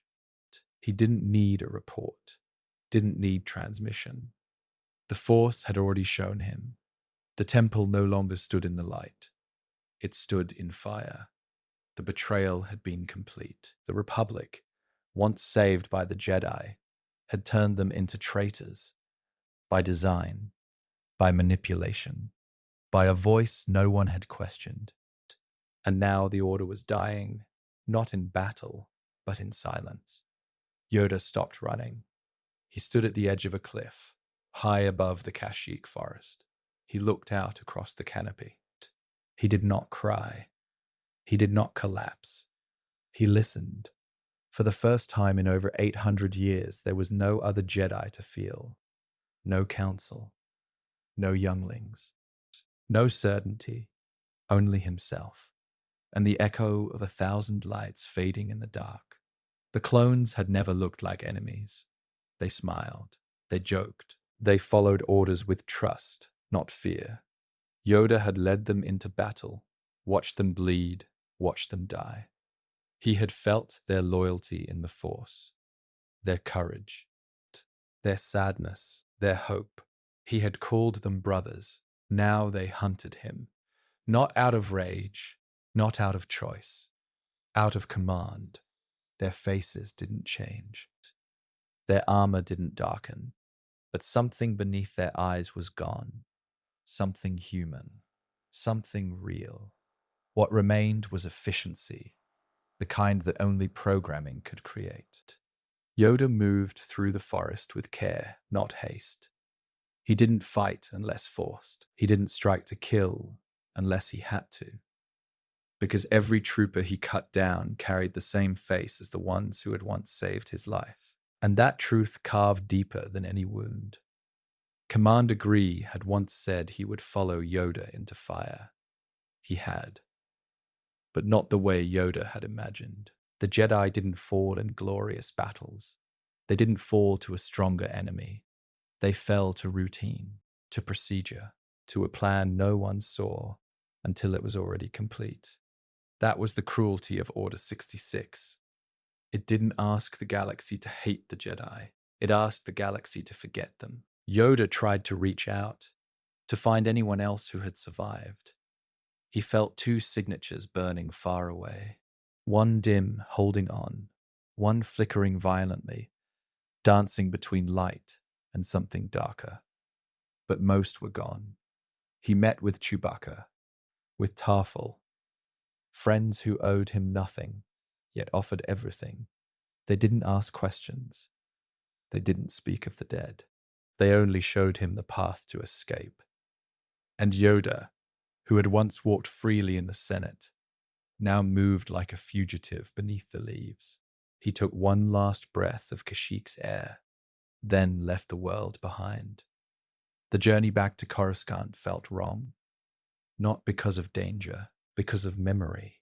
The temple had been his home longer than most planets had known peace. He had walked those halls when the marble was still being carved.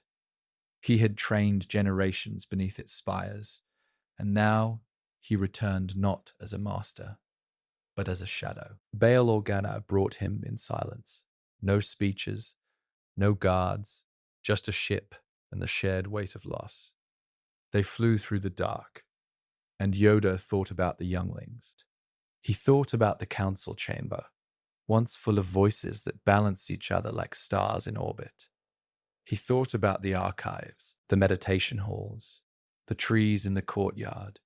He thought about the children who had asked him if the Force had color, if it sang, if it could be heard in dreams. And he thought about the silence now. When the ship landed, he felt it before he saw it. The temple, burning not in flame, but in betrayal. The Force pulsed through its stones like a scream too old to form words. Yoda stepped into the ashes and felt the truth settle around him. This was not war. This was not defeat. This was extermination. He walked the ruined halls without speaking, because there were no more names to call, and nothing left to answer. The temple was quiet, too quiet. Not the silence of peace, the silence that follows something sacred being broken. Yoda walked through the corridors with footsteps he barely heard. The marble floors had been polished by generations of Jedi, each step once filled with purpose. Now they were stained, burned in places, cracked in others. The echoes that once lived in these halls were gone. All that remained was absence. He passed classrooms without voices, meditation chambers where no thoughts remained, archives that had once held 1,000 years of wisdom now darkened and cold. The Force still lingered here, but it no longer spoke. It mourned. Yoda moved toward the center, toward the heart. The council chamber stood just as he remembered, and not at all. Chairs overturned, glass shattered. The great window, once a beacon to the city beyond, fractured like a wound in the wall. The room had been designed to listen, to debate, to question. Now it was silent, and that silence screamed. He stepped toward the seat he had filled for centuries, and stopped, because the Force showed him something. Not a vision, a memory. Children, sitting in the chamber floor, asking him how the galaxy worked. Knights seeking guidance after loss. Masters debating the fate of worlds with urgency and care. They were all gone. Not just the bodies. The meaning, everything the temple had stood for, reduced to smoke.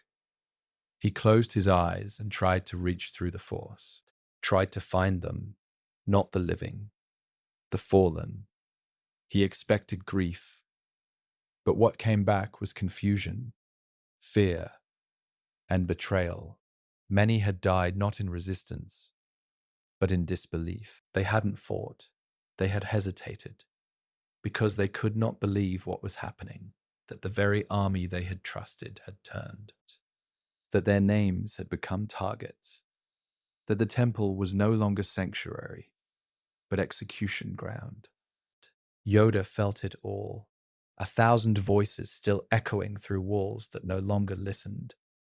He fell to his knees, not from exhaustion, from memory.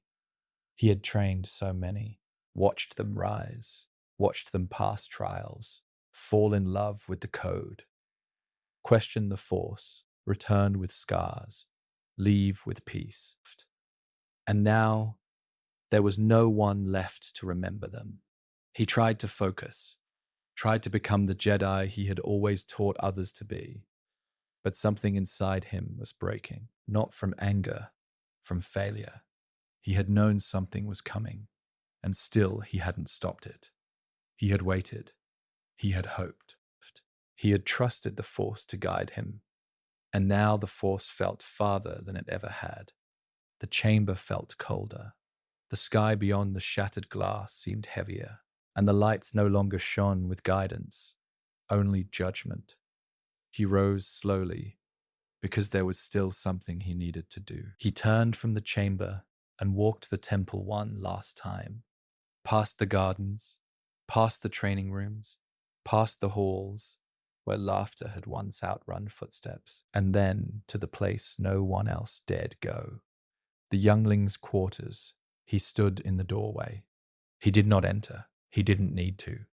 The pain was already there, and the memory of small voices, now gone, would remain long after the dust settled. He turned away, and for the first time in his life, he wished the Force had never shown him the future. The temple would not survive the next sunrise. Not truly. The structure would stand. The Senate would preserve its shell. Holocrons would be sealed. Archives redacted. But the soul of it, the meaning, the memory, was already gone.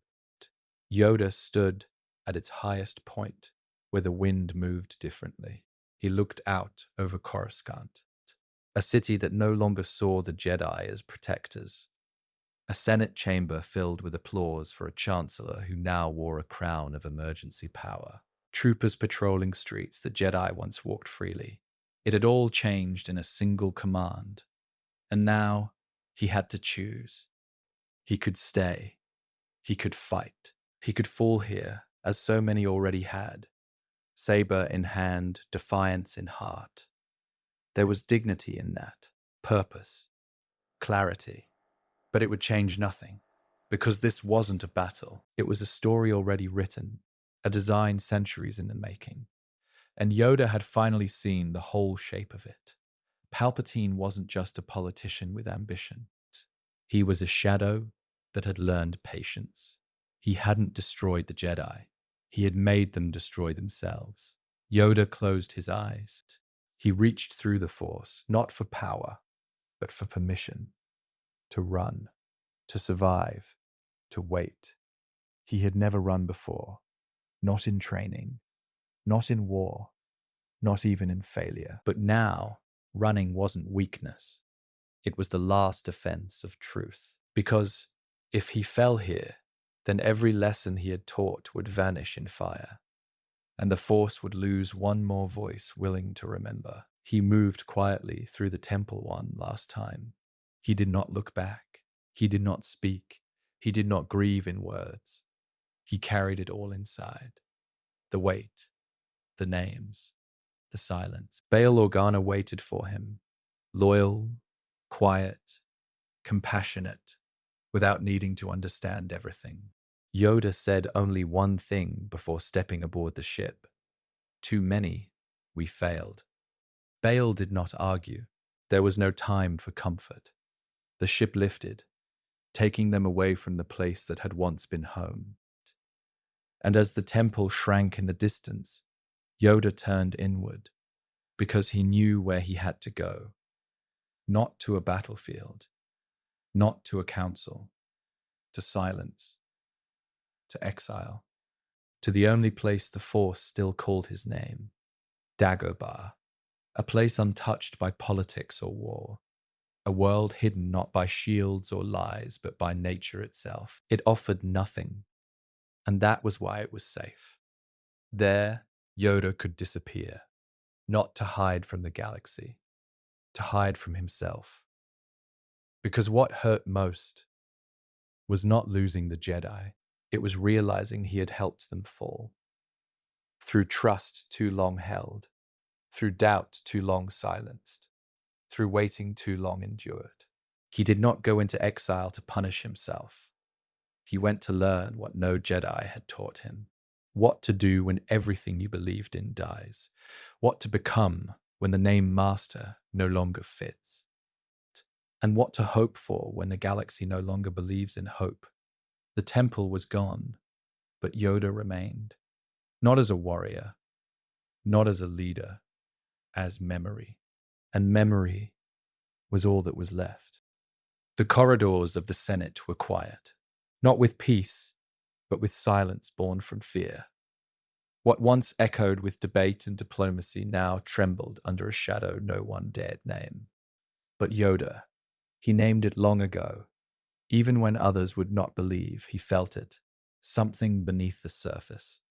Now, it had risen, and he was walking toward it. He did not wear armor. He brought no legion. His only weapon was the blade he had carried for centuries, and the truth he could no longer avoid. With every step through the Senate halls, echoes of the past whispered around him, faces long gone, words long spoken, choices long made. But none of them could follow him now. This path was one only he could walk. It had taken too long to see the darkness clearly. Too many years of trusting the slow path, the patient choice, the balance of tradition.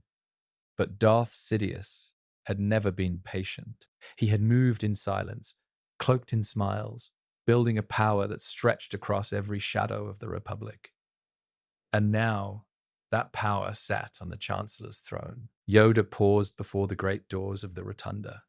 His hand hovered, small and weathered, over the control. The Force rippled through his fingertips, not just with darkness, but with pain. There had been too much loss. The Jedi Temple had burned. The clones had turned. The Order was falling. And yet, within him, there was no anger, only stillness. He pressed the control. The doors opened with a mechanical sigh, revealing the massive chamber beyond. The Galactic Senate, empty now, save for one figure at its center, cloaked in darkness, standing atop the highest platform, as if above judgment, as if above fate. Sidious did not move. He had been waiting. Yoda stepped forward, not as a warrior, but as a witness to the truth, to the failure, to what had been lost in the name of peace. The domed ceiling above shimmered with distant lights. Hundreds of platforms stretched around them, once filled with voices from across the galaxy. Now they watched in silence, a grave of democracy. Sidious turned slowly, revealing the face once known as Palpatine. But the mask had slipped long ago. What stood before Yoda now was not a man. It was power, shaped by decades of deception. Eyes burned with the yellow fire of the Sith. His voice calm and cold, cut through the air like a blade. So, you've come. Yoda said nothing. Words no longer mattered. There had been too many. For a moment, neither moved. The galaxy held its breath. This was not a duel of skill. It would be a clash of destiny. Sidious, the culmination of every Sith who had waited in the shadows. Yoda, the last of an age that had believed in light without fear. In the silence, memories passed through Yoda's mind, of Dooku, of the younglings he would never train, of the Jedi Council, once proud and certain, now shattered. He had failed them all, not because he was weak, but because he had hoped, and hope had cost them everything. He raised his lightsaber, slowly, almost like a bow, not to Sidious, but to the truth. He would fight, not to win, but to make sure the Force remembered what had been lost, even if the galaxy did not. Sidious raised his hands. The rotunda dimmed, and the storm began. The lightning came without warning, not hurled in rage, but released with delight. Blue fire leapt from Sidious's hands, twisting through the air like something alive. Yoda moved before sound reached him. His blade caught the lightning, bending it away, dispersing it into nothing. The Force surged between them, no longer subtle, no longer hidden. Sidious laughed. Not the laugh of victory, the laugh of freedom. For decades, he had hidden, bent his voice, softened his presence in the Force until even the wisest Jedi felt only calm around him. Now, that restraint was gone. The Sith Lord stood unmasked, unafraid, and unbound. Much you have learned, Sidious said, his voice echoing through the empty chamber. But weak you still are. Yoda did not answer. He advanced. The Senate floor became a storm of motion. Sidious moved with speed that defied age, his robes tearing through the air as lightning followed every step. Yoda countered not with aggression but precision, each movement deliberate, each strike measured. Power met patience. Fury met control. But the force itself seemed uncertain. The rotunda trembled as Sidious tore entire Senate pods from their places, hurling them like weapons. Massive platforms ripped free, spinning through the air. Yoda leapt, deflected, redirected. One pod shattered against another, exploding in fire and metal. The chamber became chaos, and Sidious thrived in it. This was the truth Yoda had denied for too long. The Sith were not gone. They had evolved, learned to wait, learned to let the Jedi build a republic they could later rule from within. Sidious was not an interruption of history. He was its consequence. Yoda felt it now, the full weight of the Sith lineage pressing through this single being. Every shadow, every sacrifice, every lie, focused into one will. And that will was relentless. Sidious pressed the attack, forcing Yoda back step by step. Lightning cracked again, stronger, sharper. Yoda absorbed it, turned it aside, but the strain showed. The force was no longer flowing with him. It resisted, clouded by the darkness now stretching unchecked. This was not balance. This was dominance. They clashed atop a floating pod, spinning high above the chamber floor. The city lights outside blurred into streaks. Wind howled through broken walls. Below them, the Senate lay in ruin, symbol and reality collapsing together. Sidious smiled.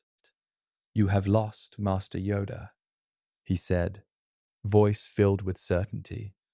"The Jedi are extinct. The Republic is reborn." Yoda felt the truth of it, cut deeper than any blade. Not because Sidious was stronger, but because Sidious was right. The Jedi were gone, not defeated in battle, replaced. The Order had believed itself essential, but the galaxy had moved on without them, accepting a simpler truth: security over wisdom, control over balance. Sidious unleashed everything. The lightning surged, overwhelming. Yoda strained, held, endured. His blade shook, his small frame bent beneath the pressure. And in that moment, Yoda understood. This was not a fight he could win. Not now. Not alone. The Sith had prepared for this moment for 1,000 years.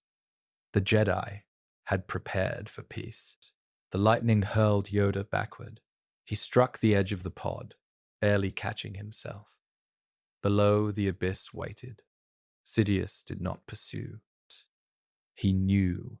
And as Yoda steadied himself, the truth settled like stone in his chest. This was the Sith revealed, not as monsters, but as inevitability. Sidious descended slowly, not as a warrior chasing victory, but as a ruler surveying his throne. Below him, the Chancellor's platform hovered in stillness. Broken fragments of the Senate chamber drifted through the air like ashes from a dying fire. Yoda crouched, steadying his breath, eyes never leaving the Sith. He had fought many Darksiders, but none like this. This was not the rage of a fallen Jedi, not the chaos of a Sith seeking revenge. This was the darkness that had waited patiently, long enough for the light to grow blind. Sidious did not burn with hate. He ruled with it. The battle resumed, but it was no longer a duel. It was a collapse. Sidious hurled the Force like a flood. Not elegant, not skillful, just overwhelming, the kind of power that made institutions tremble, that turned centuries of training into dust. Yoda resisted, But he felt the imbalance. The galaxy no longer wanted the Jedi, and the Force seemed to agree. There was no rhythm to the fight now, no form, only fury. Sidious's attacks came without pause, each strike filled with certainty, each word laced with contempt. You protect what has already fallen. You serve a code no one remembers. You are the last shadow of a dead religion. Yoda didn't respond, because deep within, part of him agreed. The Jedi had grown rigid. Tradition had replaced wisdom. Orders had replaced understanding. For years, he had sensed it slipping. But he believed time would bring clarity. He believed patience would protect the balance. He was wrong. Sidious had not waited. He had moved, in silence, in secret, in plain sight. And now the Jedi Temple was silent. The clones, once allies, were executioners. The Republic was an empire, and the man Yoda once called Senator stood before him as the galaxy's most powerful Sith Lord. Sidious roared. The sound echoed not just through the chamber, but through the Force itself, a declaration, not of strength, but of ownership. This was not the Republic anymore. It was his. The darkness did not hide. It reigned. Yoda leapt, blade flashing. He struck with purpose, not to win, but to disrupt. The pod shook as they clashed again, sabers flaring. Sparks rained like dying stars. But even at his peak, Yoda knew he was stalling, not turning the tide. Sidious's power surged with every second, not just drawn from hate, but from control. From the billions now aligned beneath his banner, from a galaxy that no longer resisted him. Yoda was fighting a tide already turned, and the Force remained silent. That was what struck deepest.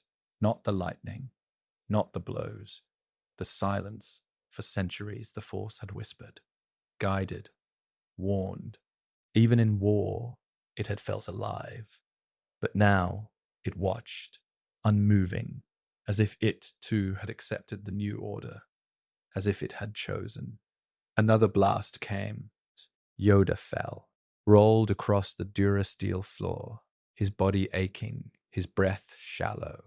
He rose again, but slower. Sidious descended once more. This was no longer a duel. It was a revelation. The Jedi had taught that rage was weakness, that fear clouded judgment. That victory came through serenity. But Sidious had weaponized chaos, had made fear a tool, and through that rage, he had won. Not because he was more skilled, but because he was unbalanced. And in this new galaxy, balance was not welcome. Sidious extended his hand. The final strike crackled at his fingertips, and Yoda understood. He had to leave, not to survive, but to continue, because this fight, this moment, was never meant for victory. It was meant to end the era. Yoda fell, not in spirit, but in purpose. The blast tore through the Senate chamber. His small frame slammed against the curved wall, his cloak scorched, his lightsaber lost. It skidded across the floor, out of reach, out of time. The silence that followed was not peace. It was surrender, but not his. The galaxies. Sidious stood above him, grinning. The echo of the Emperor's laughter filled the hollow heart of the Republic. The Sith had returned, not in secret, not in whispers, but in triumph. The darkness had won, not because the Jedi were weak, but because they were late. Yoda's fingers gripped the edge of the pod. His legs trembled. He was older than most remembered, older than even he admitted. 9 centuries of wisdom, and this was where it brought him. Alone, defeated, listening to the sound of democracy's death beneath the lightless dome of the Senate. But he was not dead. And that meant the story was not finished. Bail Organa found him in the shadows, quietly, without words. The Jedi Master had escaped, not with pride, not with power, but with purpose. The temple was gone, the archives, the younglings, the council, all ashed. And yet somehow a flicker remained. Hope had not vanished. It had scattered, and that he could protect. He fled to Polis Massa. The Force did not speak to him there. It wept, silent, watching, as the last of the Jedi buried their identity. Obi-Wan brought word of Padme's death, of Anakin's fall, of a child hidden from the Emperor's gaze, a son born in the fire of loss. Yoda said nothing at first. Then he nodded. The Sith had claimed the galaxy, but not all of it. Not forever. Somewhere in the Force's design, the balance had not been destroyed.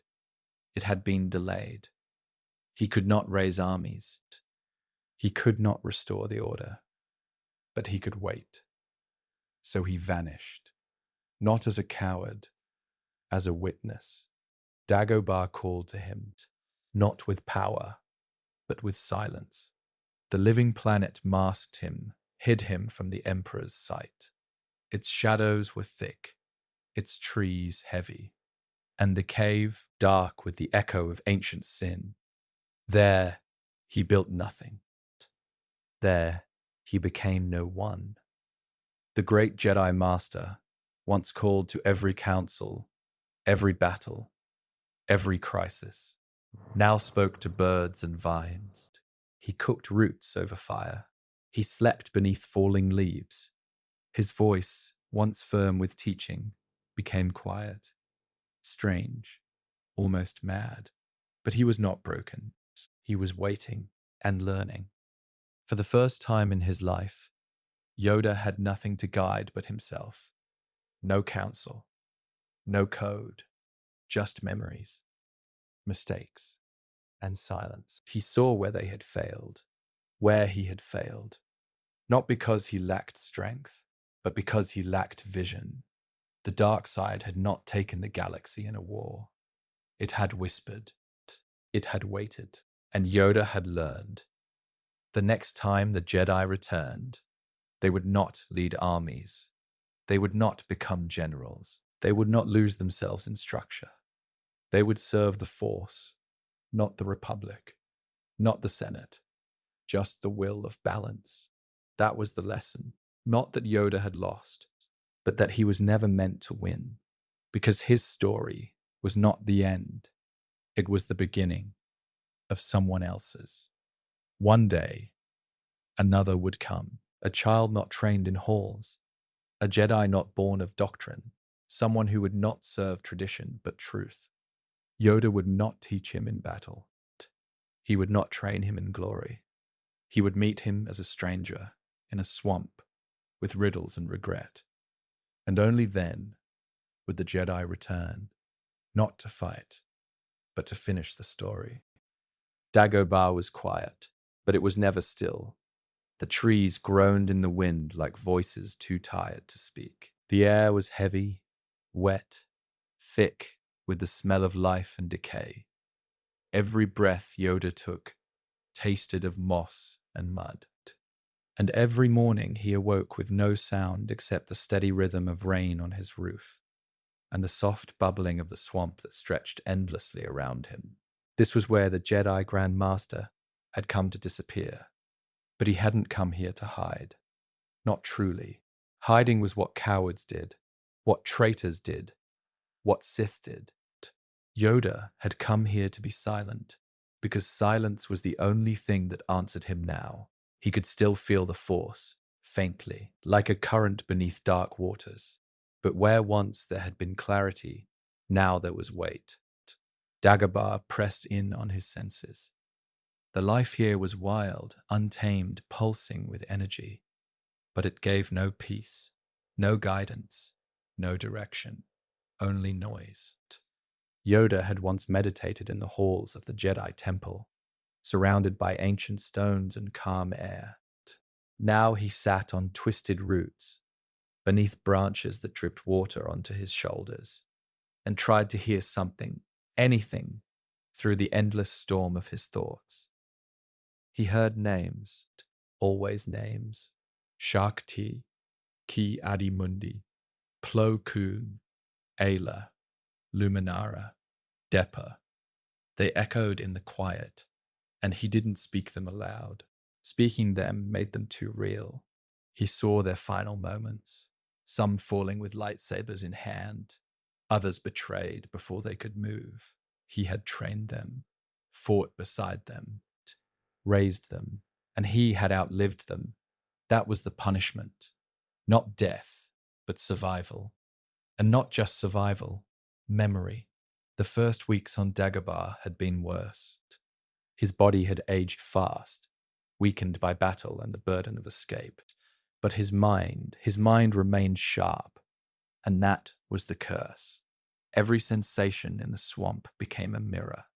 The smell of rot reminded him of the temple after the flames.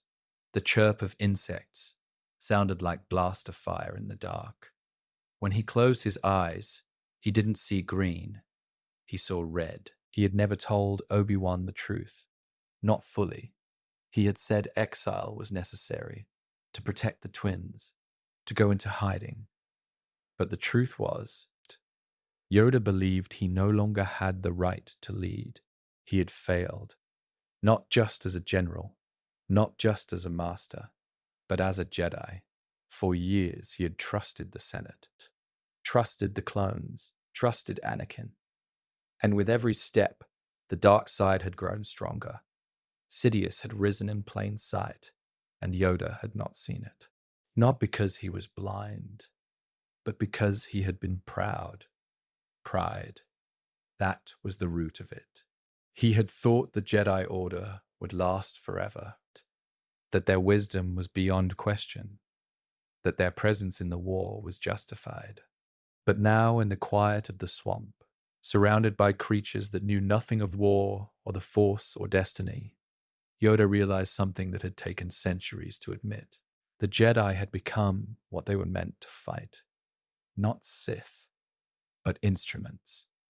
Tools of the Republic.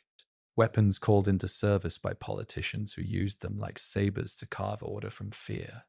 The Order had lost its way long before it fell, and Yoda had helped lead them there.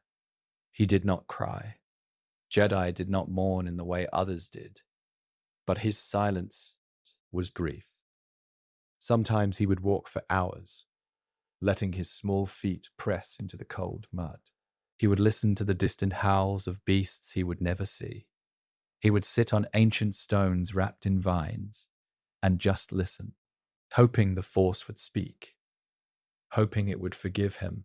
But the Force did not forgive. It only moved, it whispered through the roots of the planet, not with comfort, but with reality. Life, death, growth, rot. It did not pity, did not judge. It simply was. And that was the lesson. Yoda had always taught that the Jedi must be servants of the Force.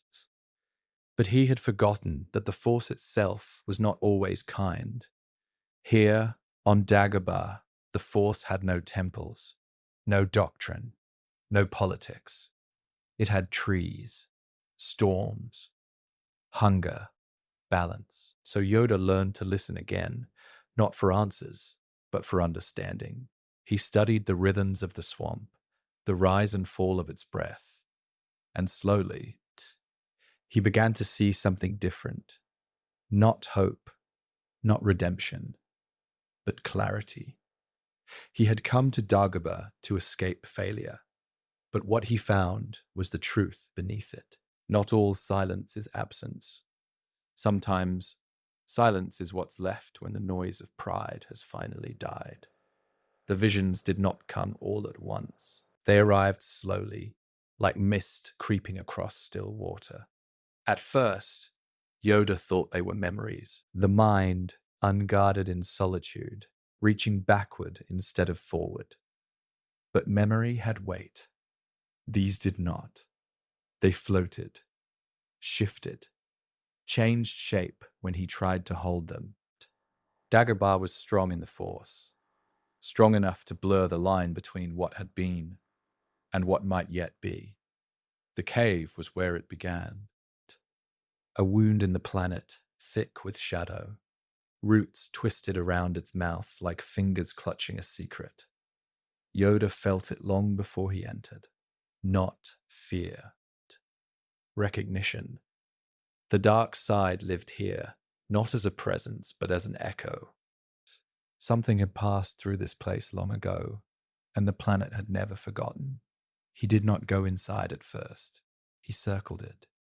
Days passed. Rain washed over the stones. Creatures watched him from the undergrowth, and all the while, the Force pressed at his thoughts, urging him closer. Not commanding, inviting. When he finally entered, he did not carry his lightsaber. That choice mattered.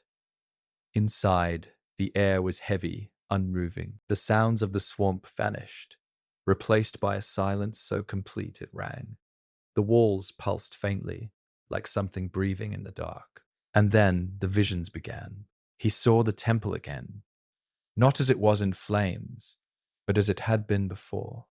Younglings laughing, masters debating, the order whole. He reached out, instinctively, and the image shattered, replaced by blaster fire, screams, red blades cutting through shadows. Yoda staggered. He saw Anakin, not as the boy from Tatooine, not as the Jedi Knight, but as something in between, torn, afraid, burning from the inside. He felt Anakin's rage, his grief, his hunger for control. And for a moment, just a moment, Yoda felt his own presence there, years earlier, standing in the council chamber, choosing restraint over intervention. The vision twisted. Anakin fell, not in battle, in silence. The cave showed Yoda things he had tried not to see. Futures without clarity, outcomes without mercy. Jedi hunted across the stars. Children raised by lies. A galaxy ruled not by fear alone, but by acceptance of it. He saw himself, old, smaller than ever, speaking in riddles to a boy with the weight of destiny on his shoulders. He saw his own death, quiet, natural, unremarkable. No blaze of light, no final stand, just a fading presence, dissolving into the Force, and then something worse. He saw nothing. A future where the Jedi never returned, where balance was never restored, where the Force moved on without them. That was when Yoda understood. The visions were not punishment. They were tests, not of strength, of surrender. Dagobah did not offer hope freely. It demanded honesty. It stripped away pride, expectation, and desire. The cave did not ask what Yoda wanted the future to be. It showed him what it could become if he continued to cling to control. When he left the cave, his body trembled, not from fear, from release. He had spent centuries believing wisdom meant knowing what must be done, seeing the path ahead, guiding others toward it. But the visions showed him something else. The Force was not a map. It was motion, and trying to command it had brought the Jedi to ruin. Night after night, the visions returned, some gentle, some cruel, faces he could not name, places that did not yet exist. A pair of suns setting over sand, a green blade resting in the hands of someone who did not yet believe in himself. Yoda no longer tried to interpret them. He let them pass, because meaning, he had learned, revealed itself only after acceptance. Dagobah was not showing him answers. It was teaching him humility, teaching him that even a Grand Master could be wrong, that even centuries of wisdom did not grant ownership of the future, and that the Force did not need him to understand it. It needed him to let go. So Yoda sat in the mud, rain soaking his robes, visions drifting through him like passing storms. And for the first time since the fall of the temple, he stopped searching for forgiveness. He began preparing for whatever came next. He expected the Force to speak, not as a sound, but as a presence, a whisper, a gentle current. In the temple, it had always been there, woven between walls and marble, carried through the halls by every voice in harmony with it. On Dagobah, it was something else entirely. Here, the Force did not speak. It watched. The silence was deeper than anything Yoda had known. Not empty, just untouched. As if the world around him had no interest in Jedi or Sith. No care for wars, legacies, or prophecy. The swamp breathed in its own rhythm. The trees bent not to wisdom, but to the wind. He sat for hours in that silence. He tried to meditate, to reach for the clarity that once guided him through thousands of decisions. He opened his thoughts like he had done countless times before, but the Force did not answer, not in the way it once had. The voice he had relied on for centuries was gone. He began to wonder if it had ever truly spoken to him at all, or if he had only heard what he wanted. The truth disturbed him more than any vision in the cave. For so long, the Jedi had believed the Force could be interpreted, understood, that it offered signs to those who trained long enough, sacrificed deeply enough, served loyally enough. But perhaps it never meant to be followed. Perhaps it was not a path, but a tide, meant to be felt, not steered.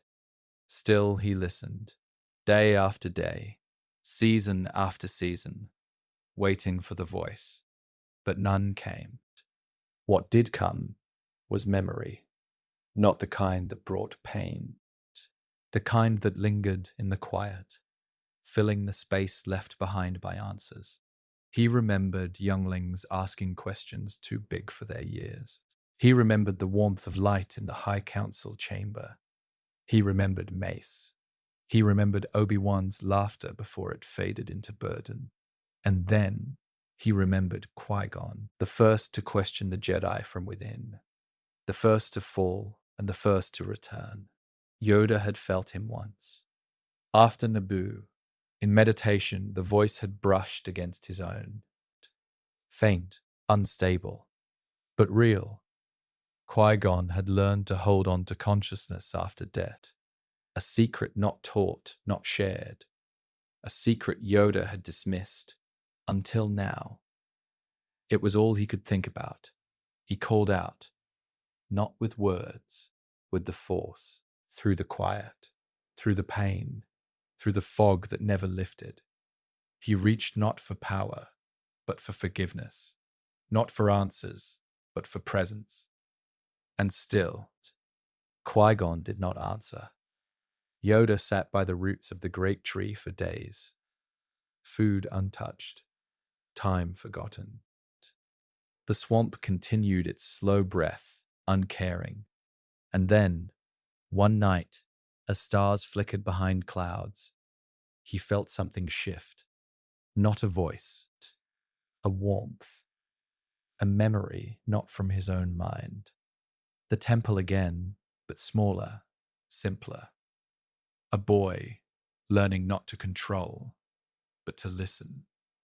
Qui-Gon, kneeling, whispering to something unseen, trusting it not because it answered, but because it existed. Yoda understood then. Qui-Gon had not spoken through the Force. He had become it. There was no voice because there was no need for words. The Force was not silent. It was waiting. Waiting for Yoda to stop listening for commands and start listening for connection. The stars shimmered through the branches above him. A breeze stirred the water, and for the first time in years, Yoda did not feel alone. Not because someone had arrived, but because he had finally arrived in himself. Dagobah had not taken his power. It had taken his expectation. and returned to him the only thing the Jedi had lost long before the purge: clarity without control. The voice would not come, because the voice was never separate. It was within him, always had been. He had just forgotten how to hear it. There were no Jedi left, not in the way the galaxy once knew them. The Order had fallen. The archives were ash. The younglings, silenced before their voices could even echo through the temple halls. But Yoda still breathed, his heart still beat, his eyes still opened every morning to mist and stillness. So, what was he now? Not a warrior, not a general, not a master. The titles meant nothing in the swamp, and the war had taught him how little they had ever meant. The clone army had called him General Yoda, but it was never a title he asked for. He had been a teacher, a guardian, a servant of the light. At least, that's what he had believed. But when he closed his eyes now, he remembered too much. He remembered every mission approved by the Council, every order sent to the front lines, every battle that blurred the line between defense and domination. He remembered how easily they had justified compromise. For peace, for survival, for the Republic. But now he questioned whether the Jedi had truly protected peace, or only maintained power under a different name. He thought of Anakin. He had seen the signs, the fear, the attachment, the pain. And yet, he had hoped that structure alone would hold the boy steady. It hadn't. Structure had failed Anakin, and it had failed all of them. Yoda sat in the swamp, letting the memories pass through him like water. He didn't resist them anymore. He didn't try to reshape them with wisdom. He simply remembered, because memory was all he had left. There was no temple here, no lightsabers, no students asking questions, just vines, fog, insects humming their endless chorus. But something strange began to happen. The longer he remained, the more he began to sense life around him again. Not in the way a Jedi sensed a threat or a target, in the way a tree might feel sunlight. Slow, patient, rooted, the swamp did not judge. It simply was. It accepted death and life in the same breath. And so, Yoda began to change. Not in form, not in power, but in silence. He listened more than he thought. He breathed without trying to control the rhythm. He began to sense the Force not as a wave to ride or a voice to follow, but as a presence, something to sit beside, like an old friend who says nothing, but stays. He wasn't rebuilding the Jedi. He wasn't training. He was remembering. And in remembering, he began to see what the Jedi had once been, long before the wars, before the titles, before the politics. They were seekers, keepers of balance, not enforcers of order, listeners, not commanders. And in the stillness of Dagobah, Yoda returned to that truth. He did not speak of the future. He made no promises to himself. He only waited. Waited for the Force to show him what came next. And then, one day, it did. A presence distant and quiet. Not near, not yet. But a thread pulled through time. A child, untrained, unknown, but burning bright. Yoda did not know his name, but he felt the tremble in the current.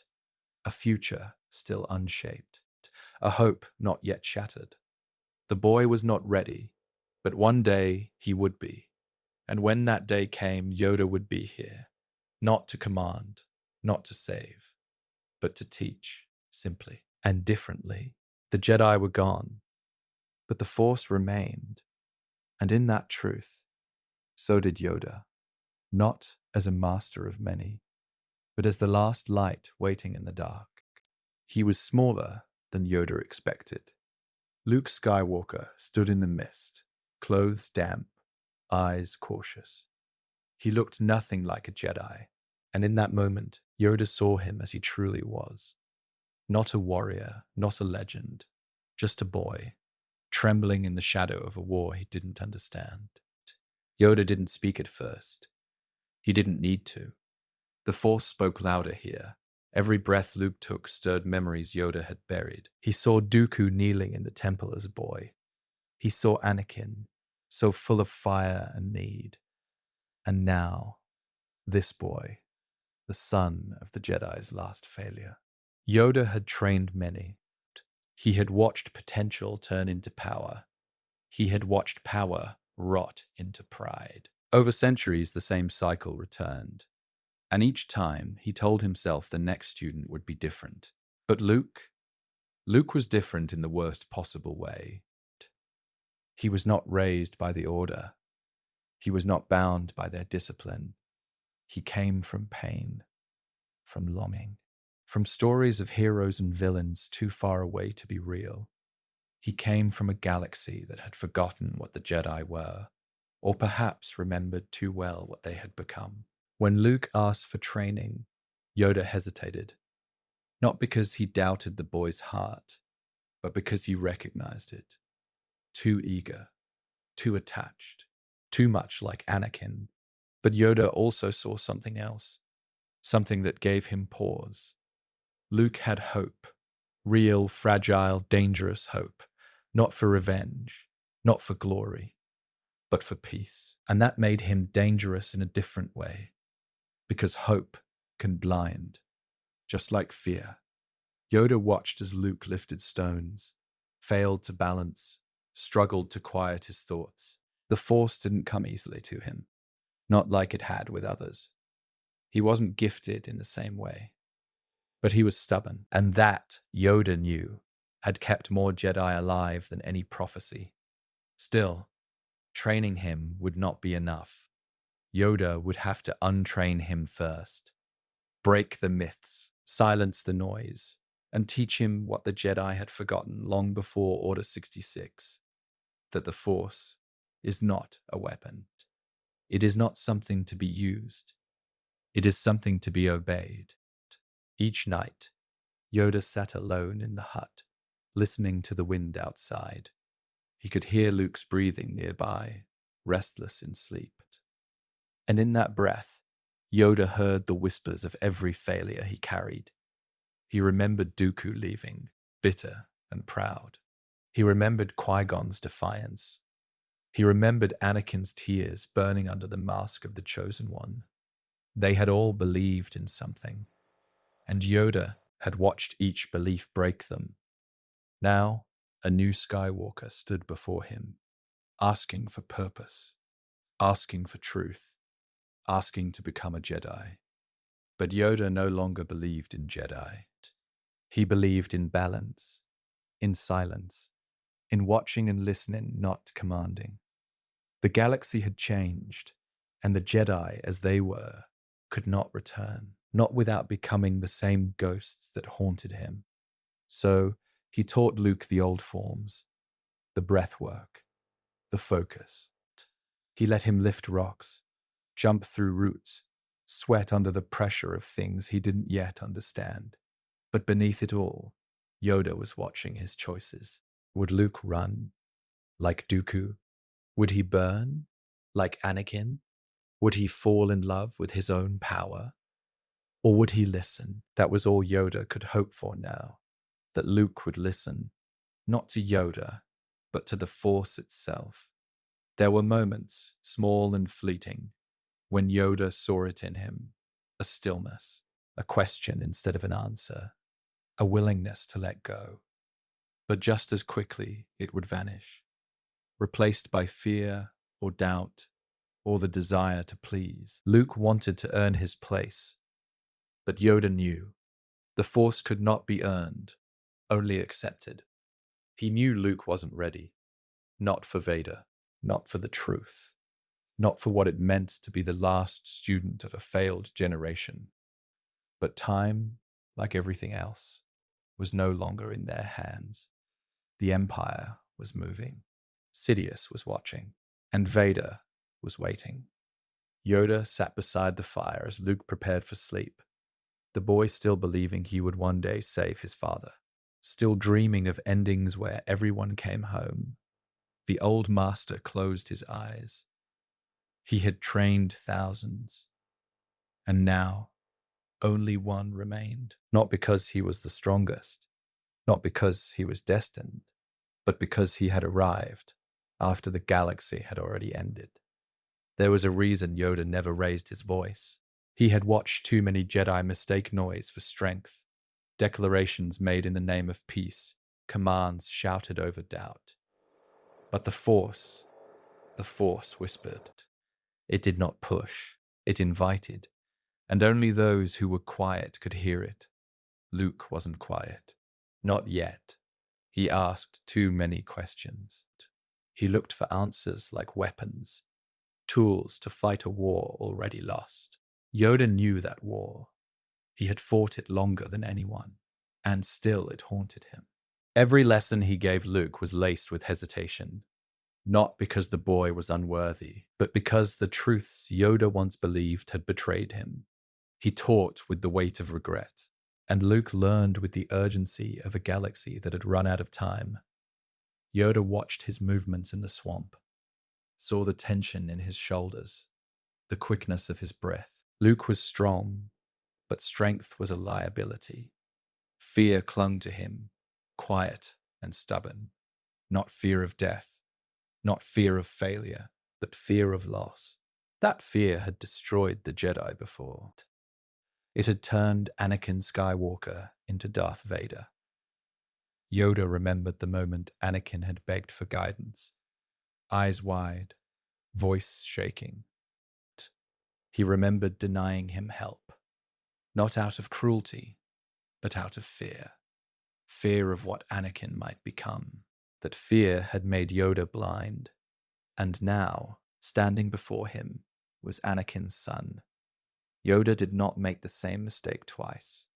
He didn't speak in absolutes. He didn't promise safety. He simply gave Luke a mirror, not to show him who he was, but to reveal what he carried. The cave was waiting. Darkness doesn't shout. It waits. It watches. And when Luke stepped into the hollow, Yoda felt the shift. The trees pulled inward. The fog thickened. Luke's spirit cracked open. He carried his father like a shadow. He carried his destiny like a curse. Inside the cave, Luke fought Vader, or thought he did. The vision ended as it always had to, with the mask shattered, and beneath it his own face. He returned, silent, pale, shaken. Yoda said nothing, because truth does not need explanation. It only needs time.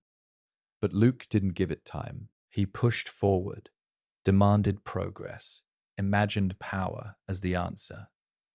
Yoda remembered that desperation. He had seen it in the eyes of younglings after the war began, when the temple became a fortress, and teachings turned into training. That was not the Jedi way. That was survival dressed as faith. And the Jedi had paid the price. So Yoda slowed Luke down, taught him how to breathe, how to wait, how to listen to a galaxy that no longer believed in peace. He taught him that fear cannot be fought, only faced. Luke resisted, not with words, but with effort. He trained harder, pushed himself deeper, tried to master the Force like a weapon, but the Force cannot be mastered. It is not a thing to hold. It is a current to surrender to. Every lesson Yoda gave was a warning in disguise, not of Vader, but of himself. Yoda feared what he had once become, a general, a symbol, a warrior in the name of peace. He had led armies, commanded fleets, wielded a blade in defense of a republic already rotting from within. That was not wisdom. That was pride. And Luke was too much like him. So Yoda broke the rhythm, hid the truths, fed Luke riddles instead of rules. Because certainty was dangerous. Belief without understanding had already ended one Skywalker. He would not allow it to end another. Yet even with all the fear, Yoda loved the boy, not for who he might become, but for who he already was. Luke had mercy in him, mercy the Jedi had forgotten. He saw the pain in others, not just their faults. And when he stumbled, he asked for help, not forgiveness. That humility was rare, and it terrified Yoda, because mercy can be twisted, compassion can be used, and in a galaxy ruled by Sith, good hearts don't last. Yoda watched as Luke meditated near the water's edge, surrounded by silence and shadows. He had come far, but not far enough. The real test hadn't arrived yet. The real lesson was coming, and Yoda feared what would happen when Luke finally met his father. There were things Yoda never said, not because Luke wasn't ready, but because the galaxy wasn't. The Jedi had kept secrets for too long. Truth had become currency, and when the Order fell, those buried truths became scars. Yoda carried them all. He watched Luke with quiet eyes, listening to his questions, and answering only what needed to be answered, because too much truth too soon could break even the strongest soul. Luke asked about the prophecy. Yoda looked away. He asked if Darth Vader could be saved. Yoda changed the subject, not because the answers were unclear, but because Yoda knew what truth could do. It had shattered Count Dooku, a Jedi Master once devoted to peace, turned into Darth Tyrannus, not because he sought power, but because he uncovered the rot inside the Senate, inside the Republic, and the Jedi refused to act. They called Dooku a traitor, but Yoda knew better. He had trained him. He had loved him. And in some quiet part of his heart, he understood him. He didn't want Luke to understand, because understanding leads to sympathy, and sympathy, when aimed at the dark side, is a door that never truly closes. So he withheld. He did not tell Luke that the Jedi had trained Darth Vader. He did not tell Luke that Anakin Skywalker had once called Obi-Wan brother. He did not speak of the slaughter at the temple. He left out the screams of younglings. He buried the memory of Mace Windu falling from the Senate window, of Sidious standing above him, smiling, of the moment Yoda knew the darkness had already won. Luke didn't need those images.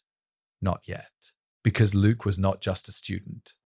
He was the last mirror, the final echo of all Yoda's choices, the end of a line that had failed again and again. And this time, failure would mean the end of everything. So Yoda lied by omission. When Luke asked about his father, Yoda said only what had to be said.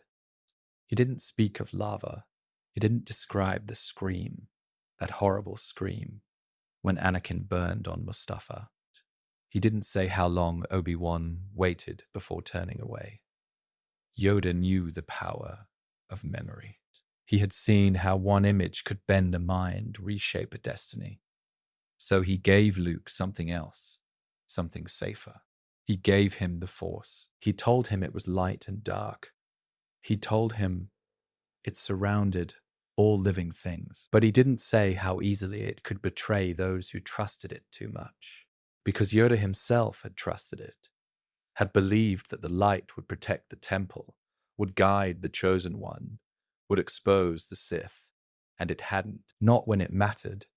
So when Luke asked if he was ready, Yoda paused. Not because Luke wasn't skilled, but because he didn't want to repeat history. He remembered the faces of the Jedi Council, Plo Koon, Kit Fisto, Adi Gallia. He remembered their faith, their discipline, their belief that they were doing the right thing. They had been wrong, and Yoda had been their Grand Master. So when Luke's X-Wing rose from the swamp, when he stood tall, determined, proud, Yoda didn't celebrate. He felt dread, because pride had destroyed the Jedi. Pride had allowed the Clone Wars to happen. Pride had blinded them to Sidious, a Sith Lord ruling the Republic right under their noses. He had failed to see it, and now here was Luke, brave, gifted, reckless, just like Anakin. So Yoda gave one final lesson, simple but weighted. Do or do not. There is no try, not a command, a warning. Because trying wasn't enough. Not anymore. The galaxy didn't need effort, it needed truth. But the truth was too dangerous, too heavy. So Yoda waited. He watched Luke prepare to leave. He didn't stop him. He could have, with words, with power, with fear. But Yoda had used fear before. It had led to darkness. So he let Luke go, and in the silence that followed, Yoda wondered if he had done the right thing. Because in keeping the truth from Luke, he had protected him. But maybe he had also doomed him. Dagobah was quiet again. The X-Wing had vanished into the clouds, leaving only mist and memory behind. Yoda sat in the stillness, his eyes closed, his breath slow. He listened to the sounds of the swamp, not for guidance, but for acceptance. Luke was gone, and with him went the last of Yoda's strength. He had done what he could, passed on what little remained. Not all of it, but enough. At least, he hoped it was enough.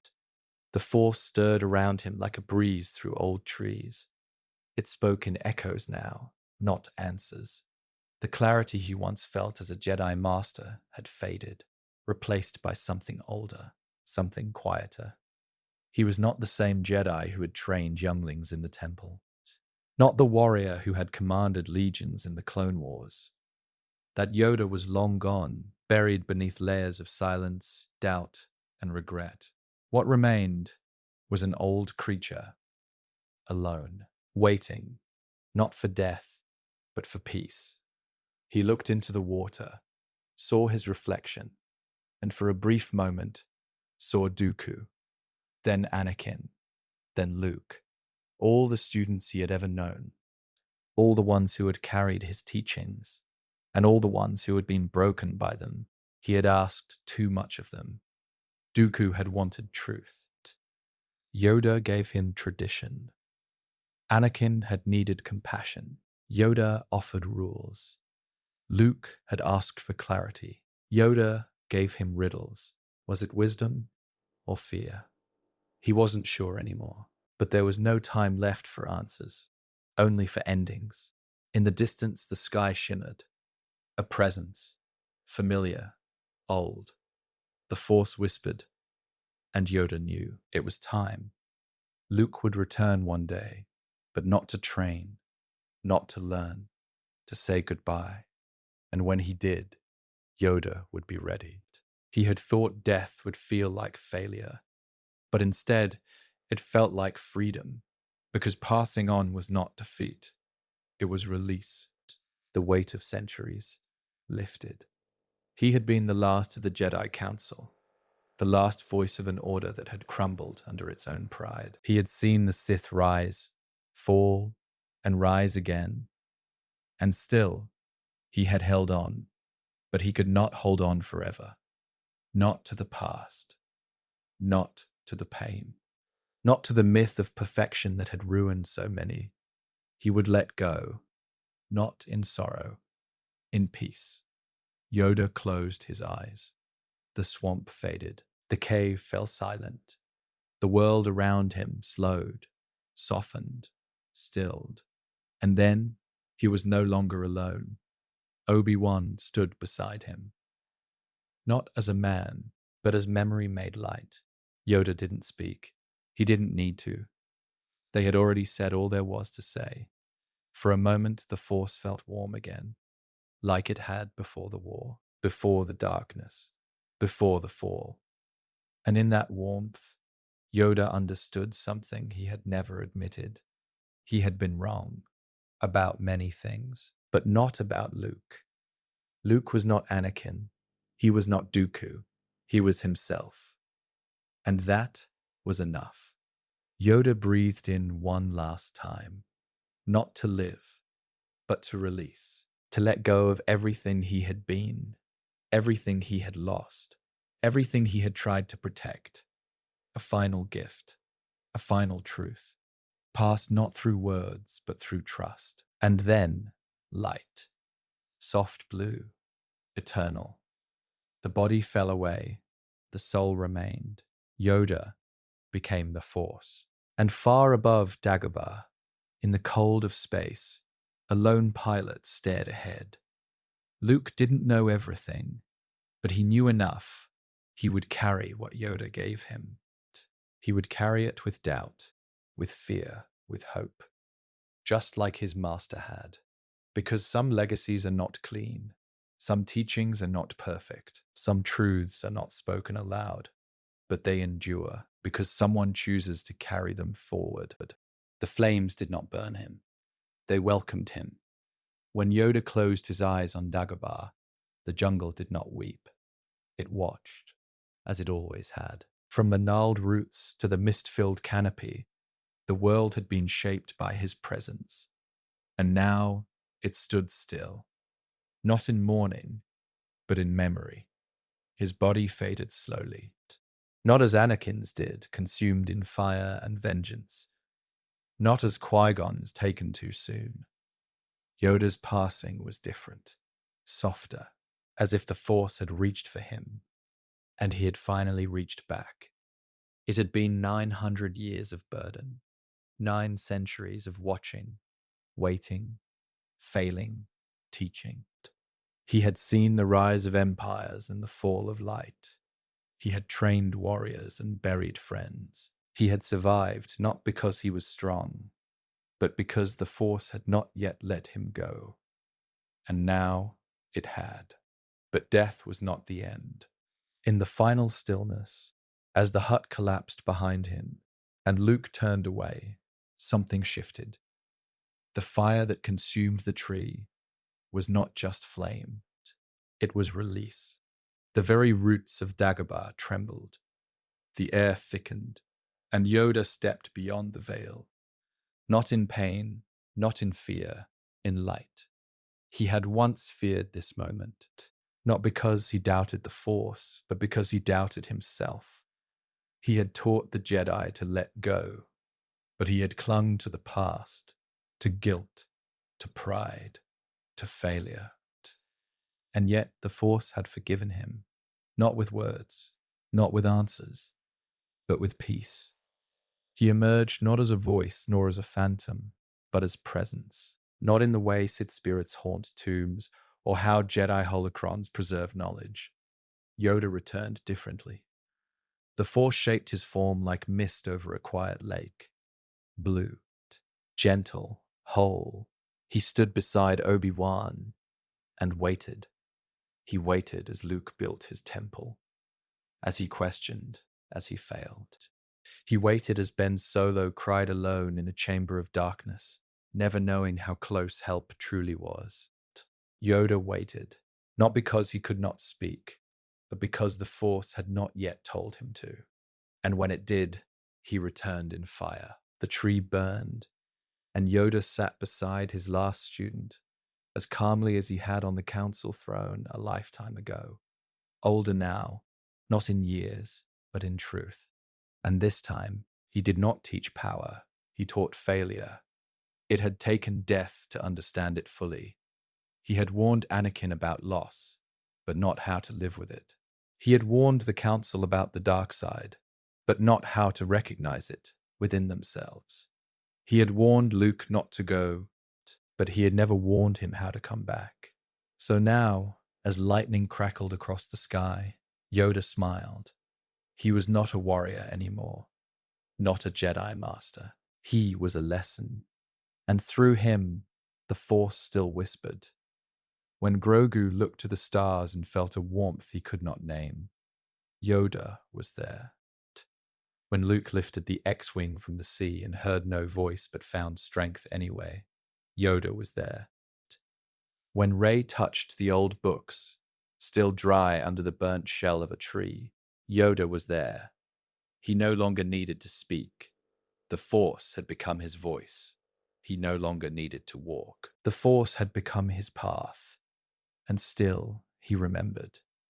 The shadow had not left him, even in the light, even in death. The war had ended, but its echo remained. But unlike before, he no longer turned away from it.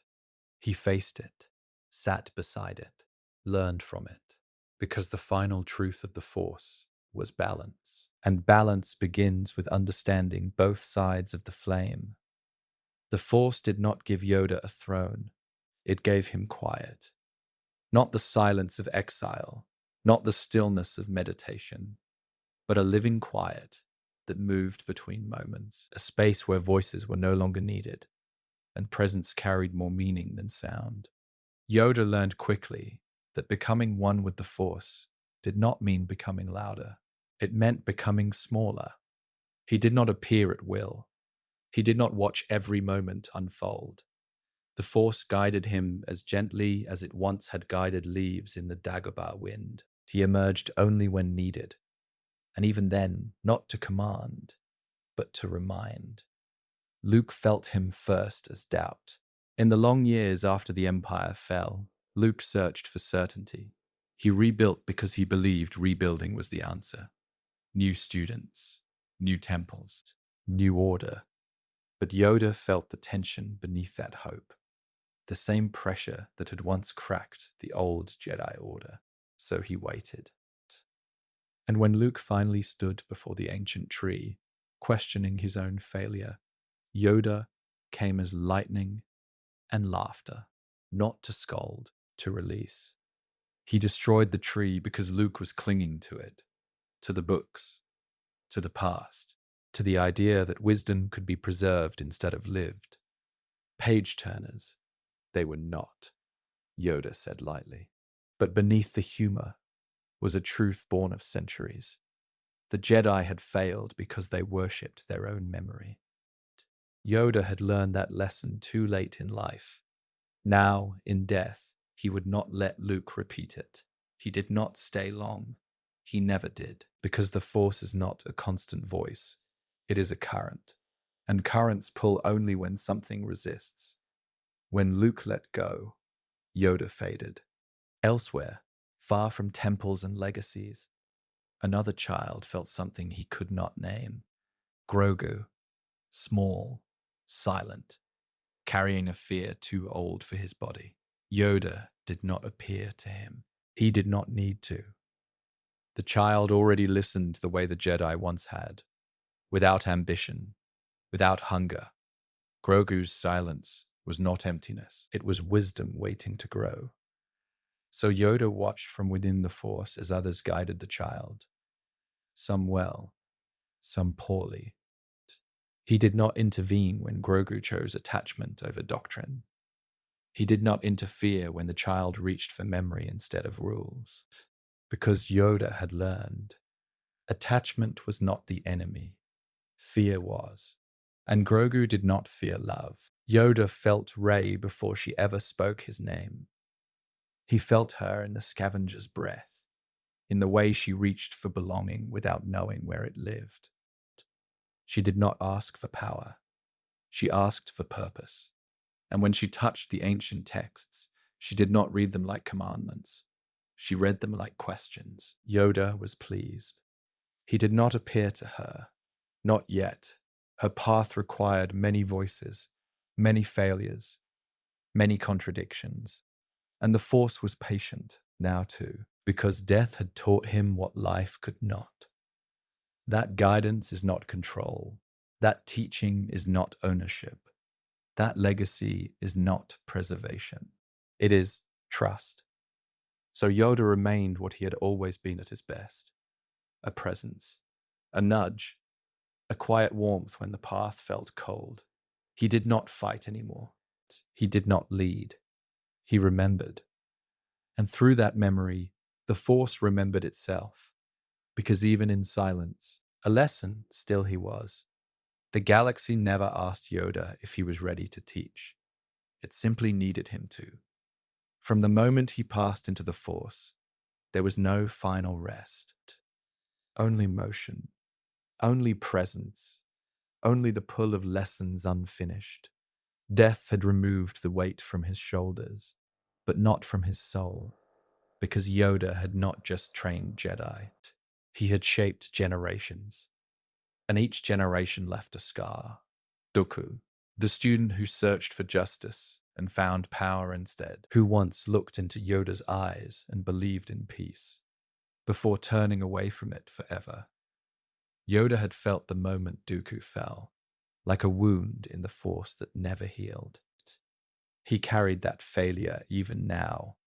Anakin, the one who burned brighter than all others, the one Yoda feared to train, the one he trained anyway, the one who proved every warning right and every hope wrong. Yoda had tried to break the cycle by denying Anakin the path, but fear led him to compromise, and that compromise led to darkness. Each time Yoda taught, he lost, and yet the Force asked him to teach again. Luke, Rey, Grogu. Even in death, they came to him, not for answers, but for something older, something quieter. They came not for techniques or rules, but for truth. And Yoda understood, now more than ever, that truth is never clean. It is earned in silence. Luke had carried guilt like armor. He thought he had failed Ben Solo because he had failed to protect the past. But Yoda knew some legacies must collapse to be rebuilt, and some darkness must be faced, not avoided. So he told Luke what the old council never told him. Failure is the greatest teacher. Rey feared her own shadow. The power within her felt foreign, unclaimed. She believed she had to be someone else to be worthy. But Yoda had seen too many Jedi shaped by expectation. So he did not speak to her directly. He let her listen instead, to the texts, to the quiet between stars, to the stories buried in time. Because Yoda knew, a true Jedi is not molded, they awaken. Grogu felt it too, that weight of expectation. But his silence was his strength. In the stillness of his mind, Yoda recognized something he had lost in his own youth: patience. It was a burden Yoda now carried gladly, to guide, not to instruct, to listen, not to command. Because legacy is not passed down in words, it is passed in presence. And that presence comes with cost. Yoda felt every ripple in the Force, every moment a Jedi hesitated, every time the dark side whispered louder than light. He could not intervene. He could only witness. And witnessing was the hardest part, because it meant watching mistakes unfold, watching darkness return, to watching hope fall, rise, and fall again. But this time, Yoda did not respond with fear. He responded with trust. Trust that the ones who came after would learn what the old order could not. That Jedi could love without attachment. That strength could come from stillness. That power did not need to dominate to endure. So Yoda watched. He remembered. He waited. And in doing so, he became something more than a teacher. He became a mirror, not of the Jedi as they were, but as they could be. Not perfect, but whole. Because even in the Force, the burden of teaching never ends. He stood no longer among them, but he was never truly gone. The Force had taken Yoda beyond death, yet in many ways it had only deepened his burden. Even in light, the shadows followed. There were no more Jedi councils, no more temples to fill with young voices. But the galaxy still asked questions, still cried out, still reached for something it couldn't see. And when the Force stirred in that silence, sometimes he answered. He watched as Luke returned to the stars, not as a warrior, but as a teacher. It reminded Yoda of himself in older times, before everything collapsed. But Luke was not Yoda. His journey bent under different weight. He carried the guilt of a father's sins, the dream of a vanished order, and the hope that maybe something could still be saved. Yoda said little. He appeared in flashes, whispers, gentle winds brushing across lonely islands. He did not guide Luke with laws, only with presence, only when the boy needed it most. He watched the fire rise on Ahach too, ancient Jedi texts burning under sky and rain. Luke thought he was destroying the past, but Yoda knew better. He had once tried to hide from it too. It never worked. The past, he told Luke, was not to be feared. It was to be learned from, even in failure, especially in failure. He saw the moment Luke gave himself to the Force, the final breath, the quiet surrender, no blade, no scream, just light, peace. It was not victory, but it was enough. And still, Yoda waited. The galaxy turned again. Empires rose from ashes. Voices called themselves Sith once more. The Jedi remained fragments, embers beneath the frost. Then came the girl, Rey. He saw her through the Force long before Luke did. She was raw, uncertain, filled with questions. But she listened, not just with ears, but with spirit. That was rare now. She was not like Anakin, not like Dooku. She didn't want power, she wanted belonging. That, too, could be dangerous. When she came to Ahch-To, Yoda felt the same pull, the same pain. He knew what she carried: anger, fear, confusion, and something else, something older, a question without words. Am I meant for this?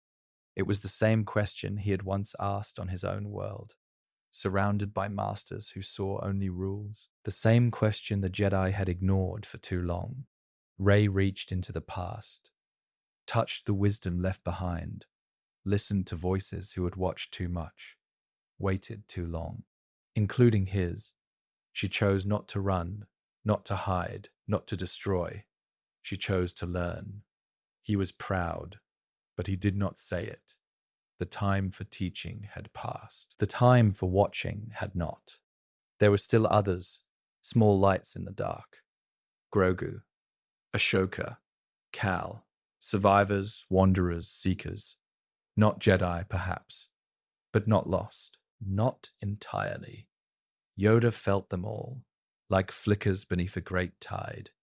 He did not tell them what to do. He could not. The galaxy was no longer his to shape, but he remained, not as a ghost of war, but as a memory of balance. He did not wait for a new Jedi Order, or a final battle, or some grand return. He waited because that is what the Jedi had always done. In the end, they waited for peace, for understanding, for a single heart to choose the light when the dark was easier. Even now, long after his voice had faded from ears, long after his robes had turned to ash, long after the last temple had crumbled, Yoda watched. Yoda waited. And in the Force, where time no longer binds and endings mean nothing, he whispered, not commands, not warnings, but hope, because death was not the end, and neither was silence.